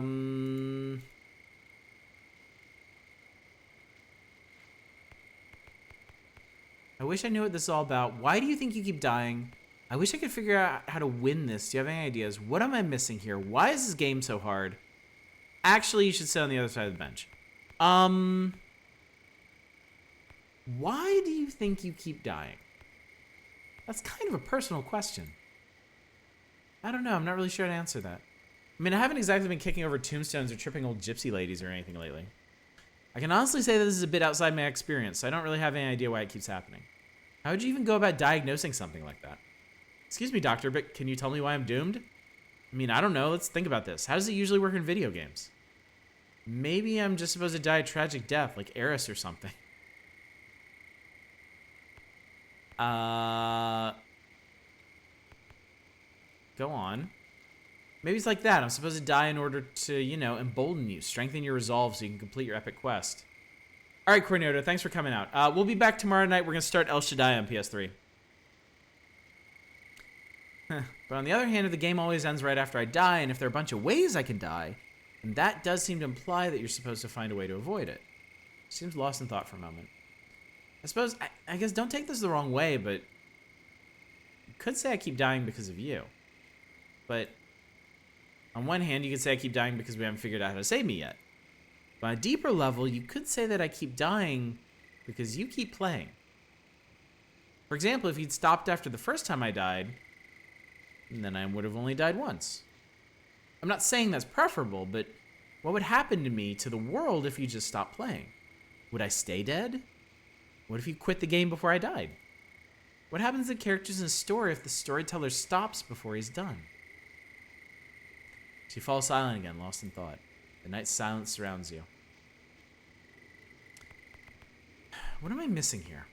Well, according to you, what you're missing is the answer to a puzzle. Although if you want my opinion, I think you might also be missing a clear idea of exactly what it will look like when you find it. But let's think through it. You've gotten this far by saving and loading your games to make sure that you've never made mistakes, right? But now you're worried that there might not actually be a choice you can make that leads to what you want. If you've reached the end of what you can accomplish with good choices, then all that's left are bad choices, right? What else can you do, right? If your choices are all bad ones, then you either have to pick one anyway, or stop playing by the game's rules. She nervously fiddles with her hat for a moment. Did you ever see the movie Groundhog Day with Bill, what's his name? Murray? Bill Murray, I think. I never actually saw it. What? It's like the best existential comedy ever. You should totally see it. Anyway, it was about this guy who's a total jerk to everyone, and then he has this day, Groundhog Day, where he can't get out. Like, every morning, no matter what he does during the day, he wakes up, and it's Groundhog's Day again. And first he's like, this sucks, and sulks a lot. And then he's like, this is awesome, and uses his knowledge of how the day will go to totally mess with everyone. Like, by the end, he's learned everything about everyone in town and can surprise people with things like, hey, how's your novel coming? And they're all confused since they never told him about it, except they did last time he replayed the day. Smokey, I'm just uncultured. I am uncultured swine. I accept it. I revel in it. Except then he goes back to this sucks because he's still stuck in the same day forever with people who he knows intimately now, but who never remember him each morning when it resets. He kept doing all the things with the townfolk and making changes, but ultimately couldn't get out until he changed himself in some way. I wonder if this is sort of like that. Obviously, it isn't a perfect analogy, but maybe the choice you need to make to win isn't something that you can do, but rather something you have to be. Suddenly there's light moving in the sky. Shooting stars.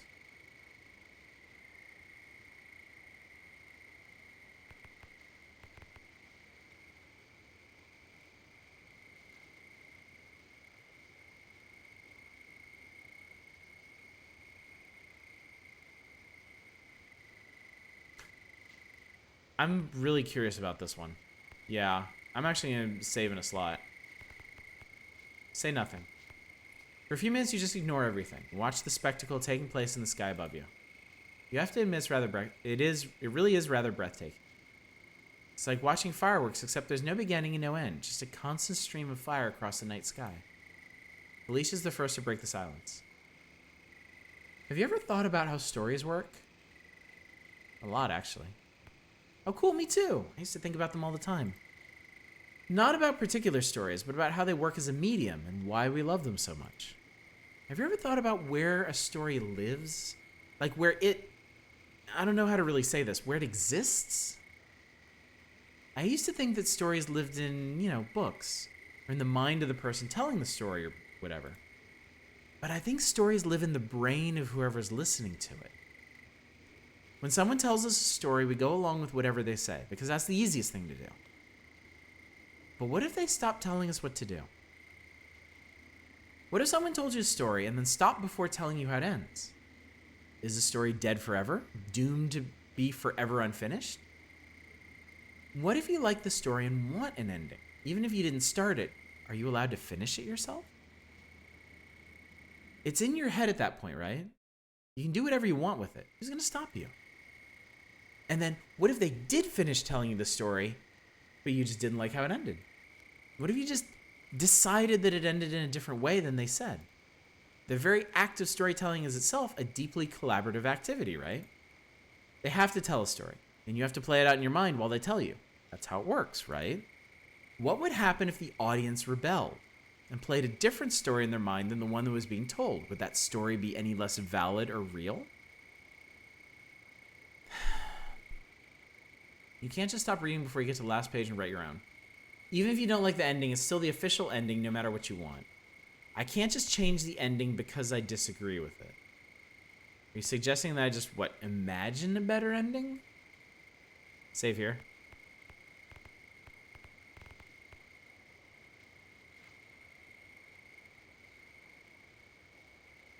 I can't just change the ending because I disagree with it. Aren't you already doing that? Every time you reloaded from a save game, every time you hit an ending you didn't like and restarted to try something different, that's true. How are those any different? Aren't you already changing the story when you're dissatisfied with the direction it goes? You get the impression that there's something more she wanted to say, but then she lapses back into silence, apparently deep in thought. Bright star. Wow, look at that one. Alright.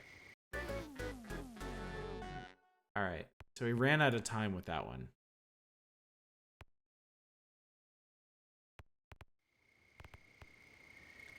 Even if you don't like the ending, it's still the official ending. Sure, it's the official ending. The one that anyone else who's heard the same story will count as the end. But that doesn't mean it has to be the ending I choose. And then she dies. Can't just stop reading before you get to the last page and write your own. Well, obviously I can. I guess your point is that I shouldn't. By whose rules, though? Maybe the storyteller isn't really the ultimate authority. Maybe they're just making suggestions and hoping that people follow them. And then she dies. Are you suggesting I just, imagine a better ending? Yeah, I guess so. It's a game, right? If regular storytelling wasn't collaborative enough already, game storytelling kicks it up to a whole new level. In a book or movie, the author can at least know that you'll need to read everything exactly as he wrote it. Someone writing a game, though, already has to cede a ton of control to the player just to make it a game. The player can already make the game tell an entirely different story than the one the author envisioned, just in how they play. Maybe they make the hero die instead of save the day. Maybe they don't turn out to be a bad enough dude to save the president after all. Nice. So if you can do that, do you even need the game to tell you the rest of the story? If I'm in a story and the ultimate controller of the story is you, then theoretically you should be able to just decide that it ends however you want. And it will. Maybe you're right. I'll give it a try. I have faith. You can make the story go wherever you want. All you have to do is stop listening to the game's plans for the story and start following your own. Although if you're taking suggestions for the ending, might I suggest that I'd love to win the lottery and own a private tropical island? Just saying. So, you're still here. I'm still here. You've already been mangling the story by reloading, restarting, and undoing your choices after you see where they lead. Why are you getting cold feet now? What's the problem here? Seriously, quit the game. Walk away. Write whatever ending you want for me in your head. Whatever you imagine by yourself will be every bit as real and valid as whatever the game is telling you to imagine. Why are we still here? Why haven't you started writing your own ending yet?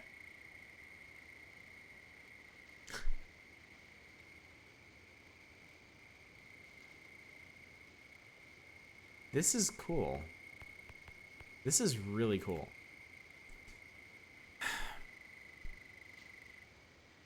I'm deciding where things go now. Oh, I guess I was expecting something more immediate and dramatic. I guess I'm not really in a position to criticize, though. So what happens now? I assume it's safe for me to go home now without fear of dying stupidly? Feels kind of anticlimactic. She walks over to a bike parked next to the statue. Oh, no, I'm not stopping until we get to... Well, it seems kind of weird to declare that I'm not stopping until we get to an ending based on what she just told me. I'm going to keep playing this, is my point. I'm not stopping for the night. She walks over to a bike parked next to the statue on top of the hill. Somehow you're not even surprised when the statue starts to lean and then topples over directly onto her.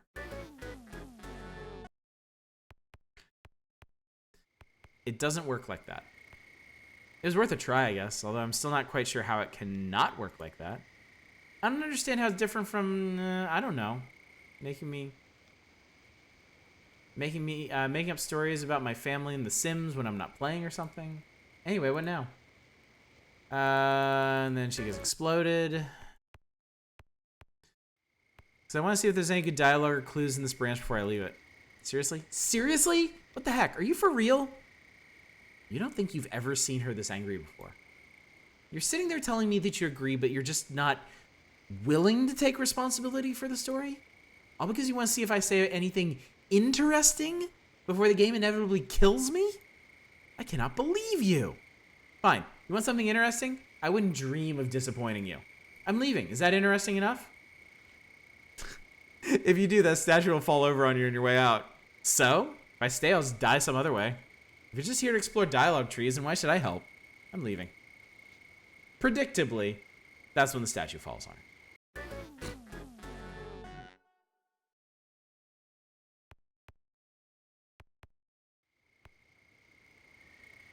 It's hard just walking away and closing it down while it's still telling me a story. Oh, I see. It's hard for you. Because of course you're not the one who's going to die shortly in the story. Again. Alright, fine. You know what? I'm going to see if I can't force the issue.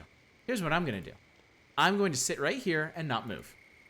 I'm guessing this will get me killed relatively soon.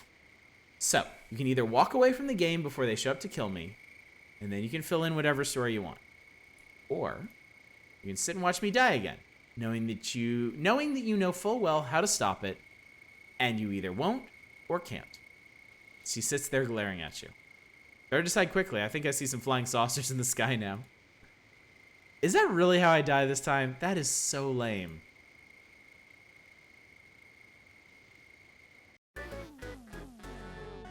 Yep.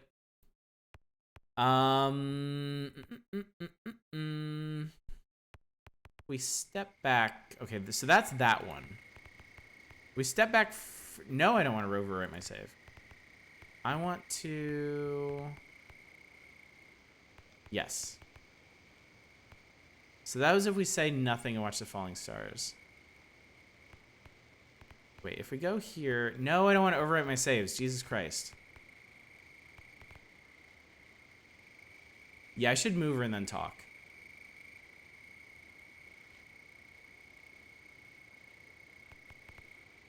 Hang on, let me... Okay. I'm gonna... I'm going to start this from the beginning again and see if this goes anywhere else. Change plans. Hogwarts stop. Video game. Told me. Stupid ways. Peanuts. 41 times, Jesus. You're still kind of doomed. Hope you can help me figure it out. Come sit on the other side of the bench. More cheating death. Shooting star is going to land right about where you're sitting in a few minutes. Wait, seriously? Is this just me or these deaths getting more and more improbable? Moves. So if that death is averted, what kills me after that? Or I'm in the clear. This is just a temporary measure. Buys you like another 5 minutes tops. Figures. So what gets me next time? You die when the aliens invade. Aliens? Like from across the border? Or the space kind? For real? You're serious? They just keep seeming less and less plausible. Okay, so it'll be space aliens. What comes after that? I don't know yet. One thing at a time, I guess. Okay, so we moved her. So we get to talk longer. I'm gonna save this over here. I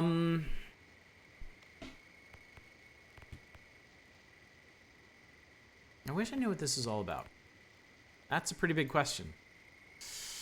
I assume you mean about the game you're playing, but you have to admit, game or no game, it's the right kind of question to be pondering on a hilltop, looking at the stars. Heck, I can't see the game. I mean, I see the absurd things that have been going on tonight. Your explanation rings true and all. But from my point of view, I'm not in a game, and it's still a good question. Maybe the answers are the same. You're basically asking, why do bad things happen, right? That's something people have been asking since forever. Maybe, but the bad things seem pretty darn determined in your case. I guess they do, don't they? Maybe we're asking the wrong question then. After all, the game is clearly about something. I don't know what the game looks like from your end, but from mine, well, I can't see anyone going through the trouble of making a game as weird as this without having something on their mind that they wanted to say. What does this game look like anyway? To me, it just looks like, you know, life. What's it like for you? It's sort of like a visual novel. I see pictures and I pick choices from a menu. It has hyper-realistic graphics and real-time quad physics simulations and blast processing. It's actually a pretty crappy game. I don't want to talk about it. It's sort of like a visual novel. That sounds pretty low budget. That's too bad. If I'm not actually real and my whole existence is actually a lie and all that, it would have been nice to at least know it was a high-budget lie with nice graphics. Suddenly there's a light.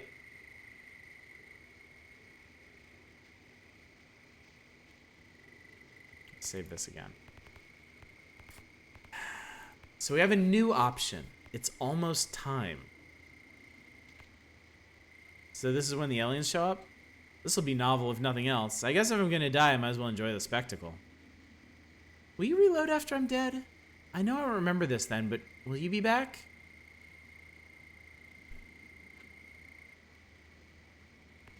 I actually think I know how to win. This is the last time. No. I haven't figured this out yet, and I'm not about to give up. That's good. That makes me feel better, somehow. Even though it doesn't change anything for me now, it still makes me feel better. So, the part where I die. Will it hurt? Oh, God. I don't know.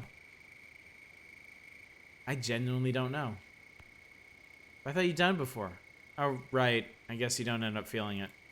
You just get your game over screen and you're done. Doesn't seem quite fair, honestly, but I guess that's life. Or, you know, whatever. Oh, wow, look at that one. And that blows up where she was sitting. Okay, so that just took us... Huh, that took us back to here.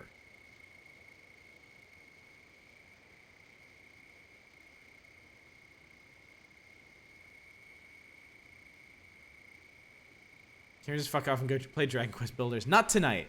Not tonight. I'm heavily invested in this one. I wish I could figure out how to win this. I don't know. I mean, you've done a reasonable job so far, right? Apparently you've saved me from a lot of things that might have happened. I guess you're doing okay so far. But But that's just me figuring out how to not lose. I still don't know how to win. That's true, I guess. Oh, I guess one question I have is, what do you mean win? What would winning a game like this mean? What exactly are you looking to get out of this? An ending different from all the others, ideally where you don't die. Smoke. Are you really just waiting for the game to pat you on the head and say, well done, you finally did the right thing? How about this? I'm part of the game, right? Can I do it? Here. Congratulations, a winner is you. You've beaten the game. Well done. I assume that made the message you were looking for show up on your screen. Does that count? Yes, I win. A winner is me. No, not really. That's too bad. I guess I'm not official enough for something. I'd go grab my top hat and monocle, but I doubt I have time at this point. So, you seem convinced it's even possible to win this game. How do you know that a good ending even exists? Making a game with no good endings would be kind of a dick move. It's kind of an implicit contract where someone gives you a puzzle that it has a solution. Not having one would be like making a maze with no exits. What would the point be?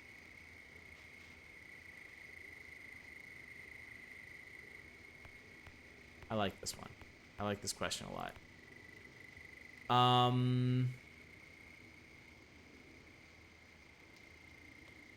Implicit contract. That's usually true, I guess. I wonder if the author of the game agrees with you. I guess you could make a puzzle that was missing a piece or something if you were trying to make a statement. Like a box of jigsaw pieces, missing a single piece as a pretentious art installation. I don't know, does this game feel pretentious to you? Not really. Maybe that's not it then. She leans back and goes quiet for a moment. Although, I guess if you have a box full of jigsaw pieces and you're missing a piece, the message might just be, look outside the box.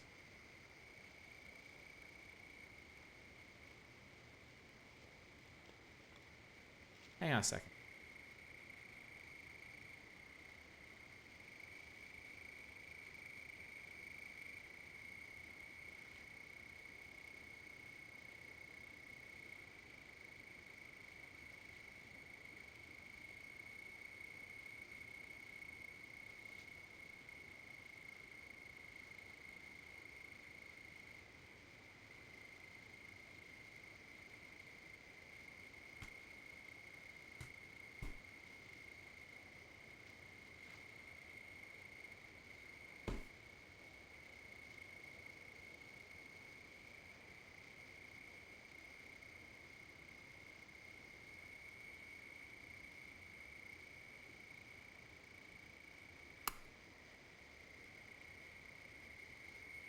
So we know the secret now. So we'll talk to her a bit more.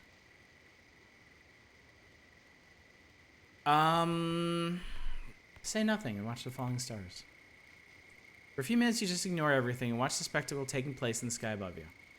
You have to admit, it really is rather breathtaking. It's like watching fireworks, except that there is no beginning and no end, just a constant stream of fire. Have you ever thought about stories work? A lot, actually. Okay, we've discussed this.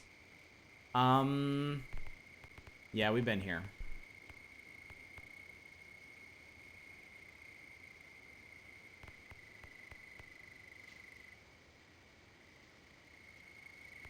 I don't think it works like that. She seems a little crestfallen. Pity, it was worth a try, I guess, although I'm still not quite sure how it can not work like that. But you're the one who can actually see the game, so I guess I have to believe you. What else can we try? Look, I think your aliens have arrived. The city's burning. Sure enough, the air is now full of flying saucers whizzing about. Several buildings are visibly on fire. Guess you're right about, well, all of this. It's probably safe to stop hoping this is all some kind of trick or something. Somehow, though, I knew, ever since we came up here, that what you were saying was true. I'm glad we waited for it like this. Feels braver, somehow. Facing it head on. I guess this is the end. Got any last words for me?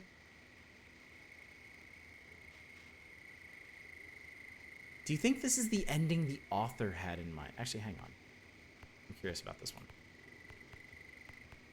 How should I know? We've already established that I'm probably not a good source of insight into the author's mind. That being said, though, somehow I doubt it.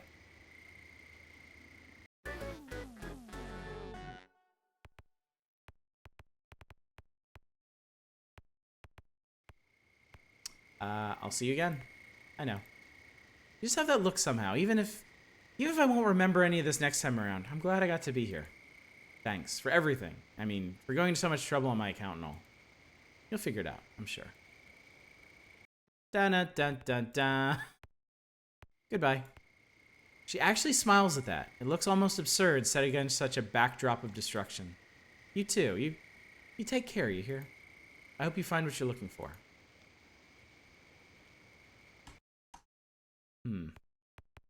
If we go back a bit, making a game with no good endings would be kind of a dick move.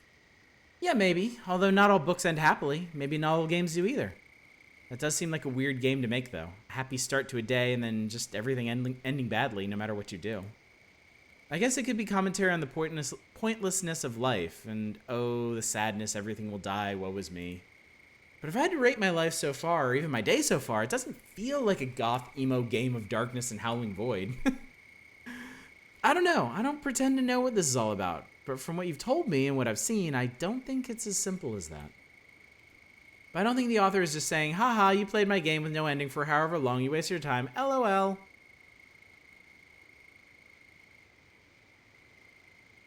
And then it goes on from here.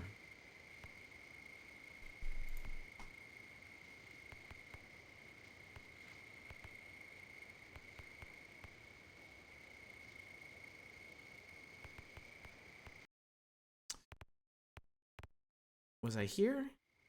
Not having one would be like making a maze with no exits. What would the point be? I'm not sure. Maybe to see how long you'll look for one? Or to bring attention to the idea that not all mazes have exits? Or maybe it's just to force you to pick for yourself where you want to stop, rather than pointing to a spot and telling you that that's where you should try to go? Huh. What were the other ones I saved? This one was... Okay, this was back here. Eat the path. No, I don't want to... I want to load, and I want to hit this. This is when we hit the it's almost time branch. Okay. I wonder if I need to quit out of this. Let's quit out of this just in case. So,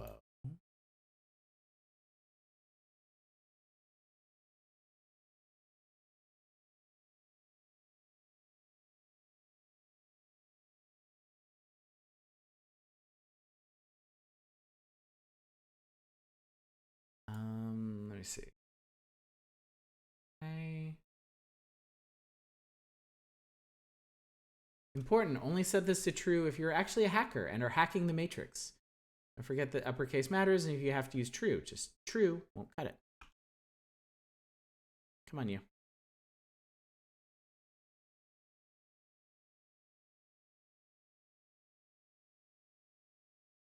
What are you doing?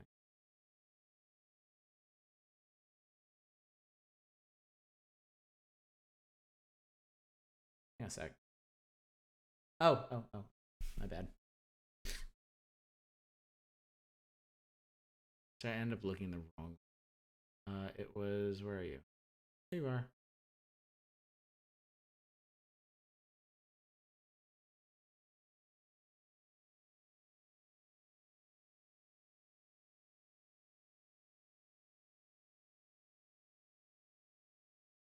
True. There we go. And then save. 2 games where you have hack the matrix. Well, anyway, we'll see what happens. Come over here. So now what happens? Oh, you're early. Actually, I thought we could have an awesome dinner in my floating sky castle because I am a hacker. Oh, that sounds nice. The 2 of you have a delicious dinner in your magical floating sky castle. Afterward, you fly her home because you can fly, because you're a hacker and super awesome. She grabs the mail on the way in and discovers that she has won like 6 different lotteries and now is independently wealthy. She now owns a small island paradise in the Caribbean full of endangered wildlife and stuff. She's super happy. She moves there in the next month and has a happy, long, and fulfilling life, taking care of exotic animals and playing with Bengal tigers. She lives happily ever after, and you do too sometimes when you visit, which you do by flying, which you can do because you're an awesome hacker. Everyone involved lives happily ever after, and nothing bad happens to them ever, and sometimes you think, man, what a great life I have. Good thing I'm a hacker. The end. You're an awesome hacker.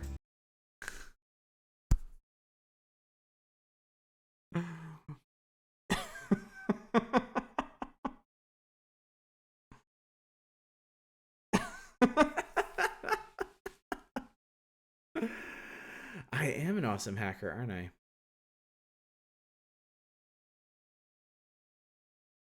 So that's it then, isn't it? That was somehow worse than the countless deaths. It was, wasn't it? It was, wasn't it? And that's the point. I love this. This is brilliant.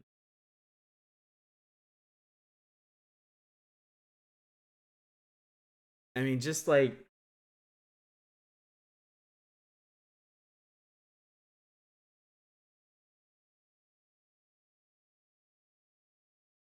I mean, it's an. Oh, yeah, absolutely. I will absolutely review these.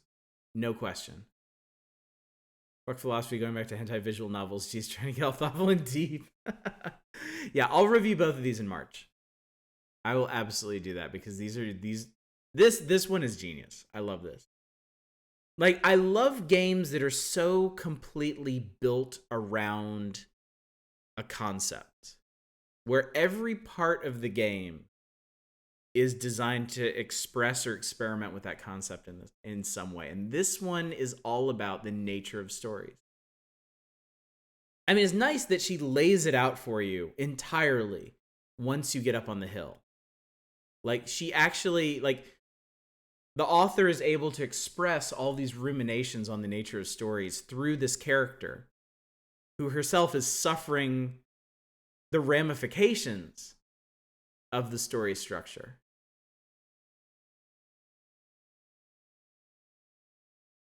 Shane's dude's website and all social media went silent 5 years ago. He's not in games anymore. Huh.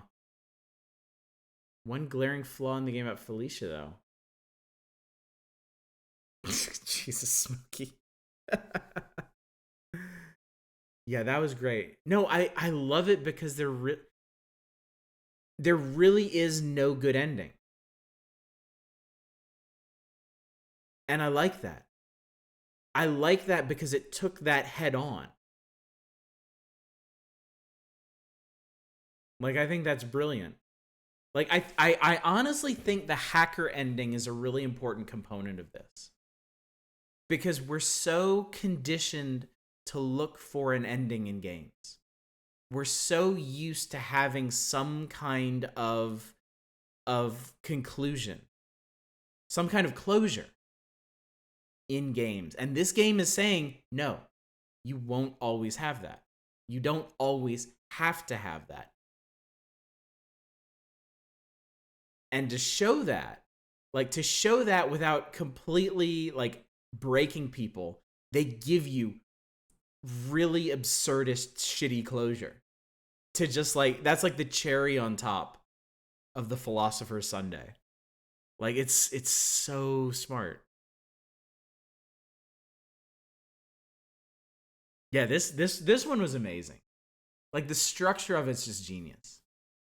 Like, it starts out as a visual novel, and then your date dies, and you're like, holy shit.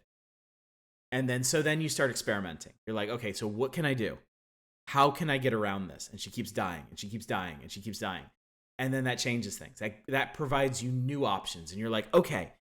Then you're invested. Then you're like, okay, there's a way to do this. There's a way to fix this. They're giving me these options. I'm following the breadcrumbs. I'm gonna get there eventually. And it doesn't lead you to that ending. It leads you to a discussion about what you're doing. Like, it leads you to really process what you're trying to do and why it won't work. And how meaningful that is.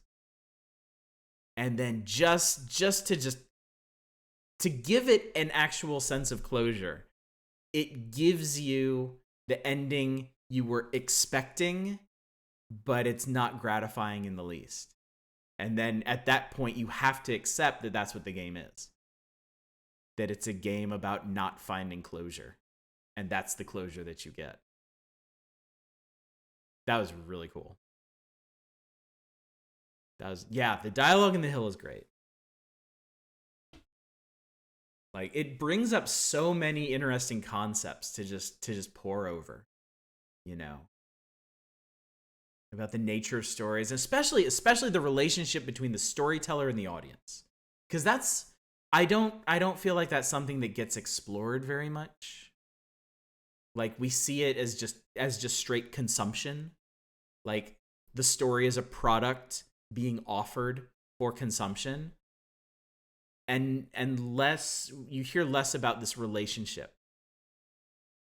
You know, I feel like the only time we ever really touch on that in any sort of common way is when we talk about the suspension of disbelief, where the audience must suspend some degree of disbelief to become engaged in a story. But yeah, it never goes this deep. Not finding closure is closure. Mail a face slap along with Ricky.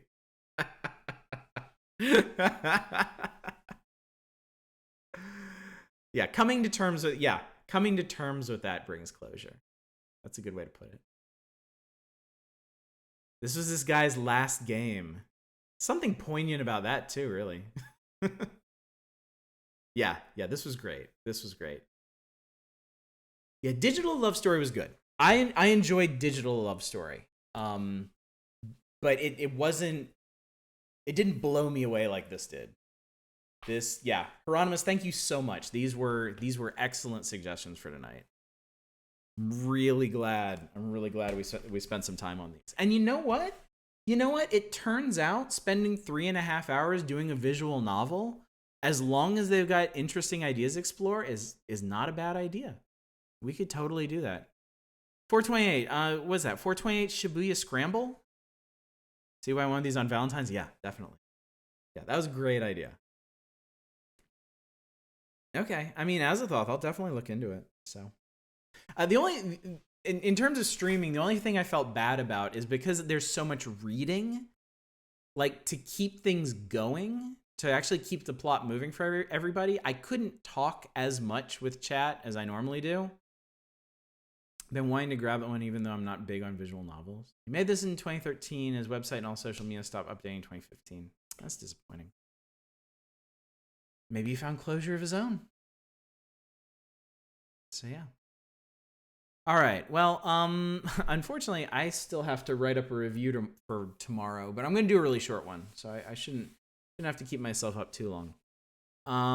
Yeah. So tomorrow night, I'll see if there's anybody streaming right now. Tomorrow night, we're going to start El Shaddai on PS3. He was hit by a car driven by Naruto ninjas who are working for aliens. We'll do El Shaddai tomorrow. There's a chance that we will do a short stream on Sunday just to get closure for Red Faction Gorilla. Although now I'm kind of ruminating on that too. I'm sorry to hear that, Echo Far. Well, hopefully you enjoyed this. Hopefully it was a bit uplifting for you. Dogs running an airport for aliens. Oh, I follow Xavier Nelson on Twitter, and I've been following his development of that. I'm definitely be interested in it when he puts something out.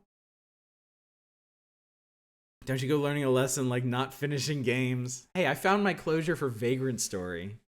If I can do it for Vagrant Story, I can do it for any of these fucking things. And then Monday we'll start Echo. Wednesday, we need to talk about what we're gonna play on Wednesday. And that's as far as I'm gonna plan for right now. You think I'd really like 428? I'll make a note of that. Dog Airport has GPG written all over it, definitely. Holy shit, $60. We can talk about 428. We could maybe I don't know, we'll talk about it. We'll see if there's something we can do about that. We might be able to make it work. We have options when it comes to finances. Anyway, let me see. Okay, let me get out of this. Let me see if any of our friendly friends are streaming right now. Yes, I'm going to send you over to McQueeb. He is playing Noita right now. He was playing Dead Cells earlier. I guess he's doing a few runs of Noita. So this will let you decompress from all that intense philosophy. It's not gift to Oddish. You don't have to do that. I actually just got paid by Twitch again today. We have significant savings right now. So if 428 is something that we're really interested in doing, I think I can swing that. So anyway, let's go say hey to McQueeb, encourage him, help him out on his journey. Yeah, hopefully I will see you guys tomorrow night for El Shaddai, the beginning of our next console game. Till then, as always, y'all take care. Bye, everybody.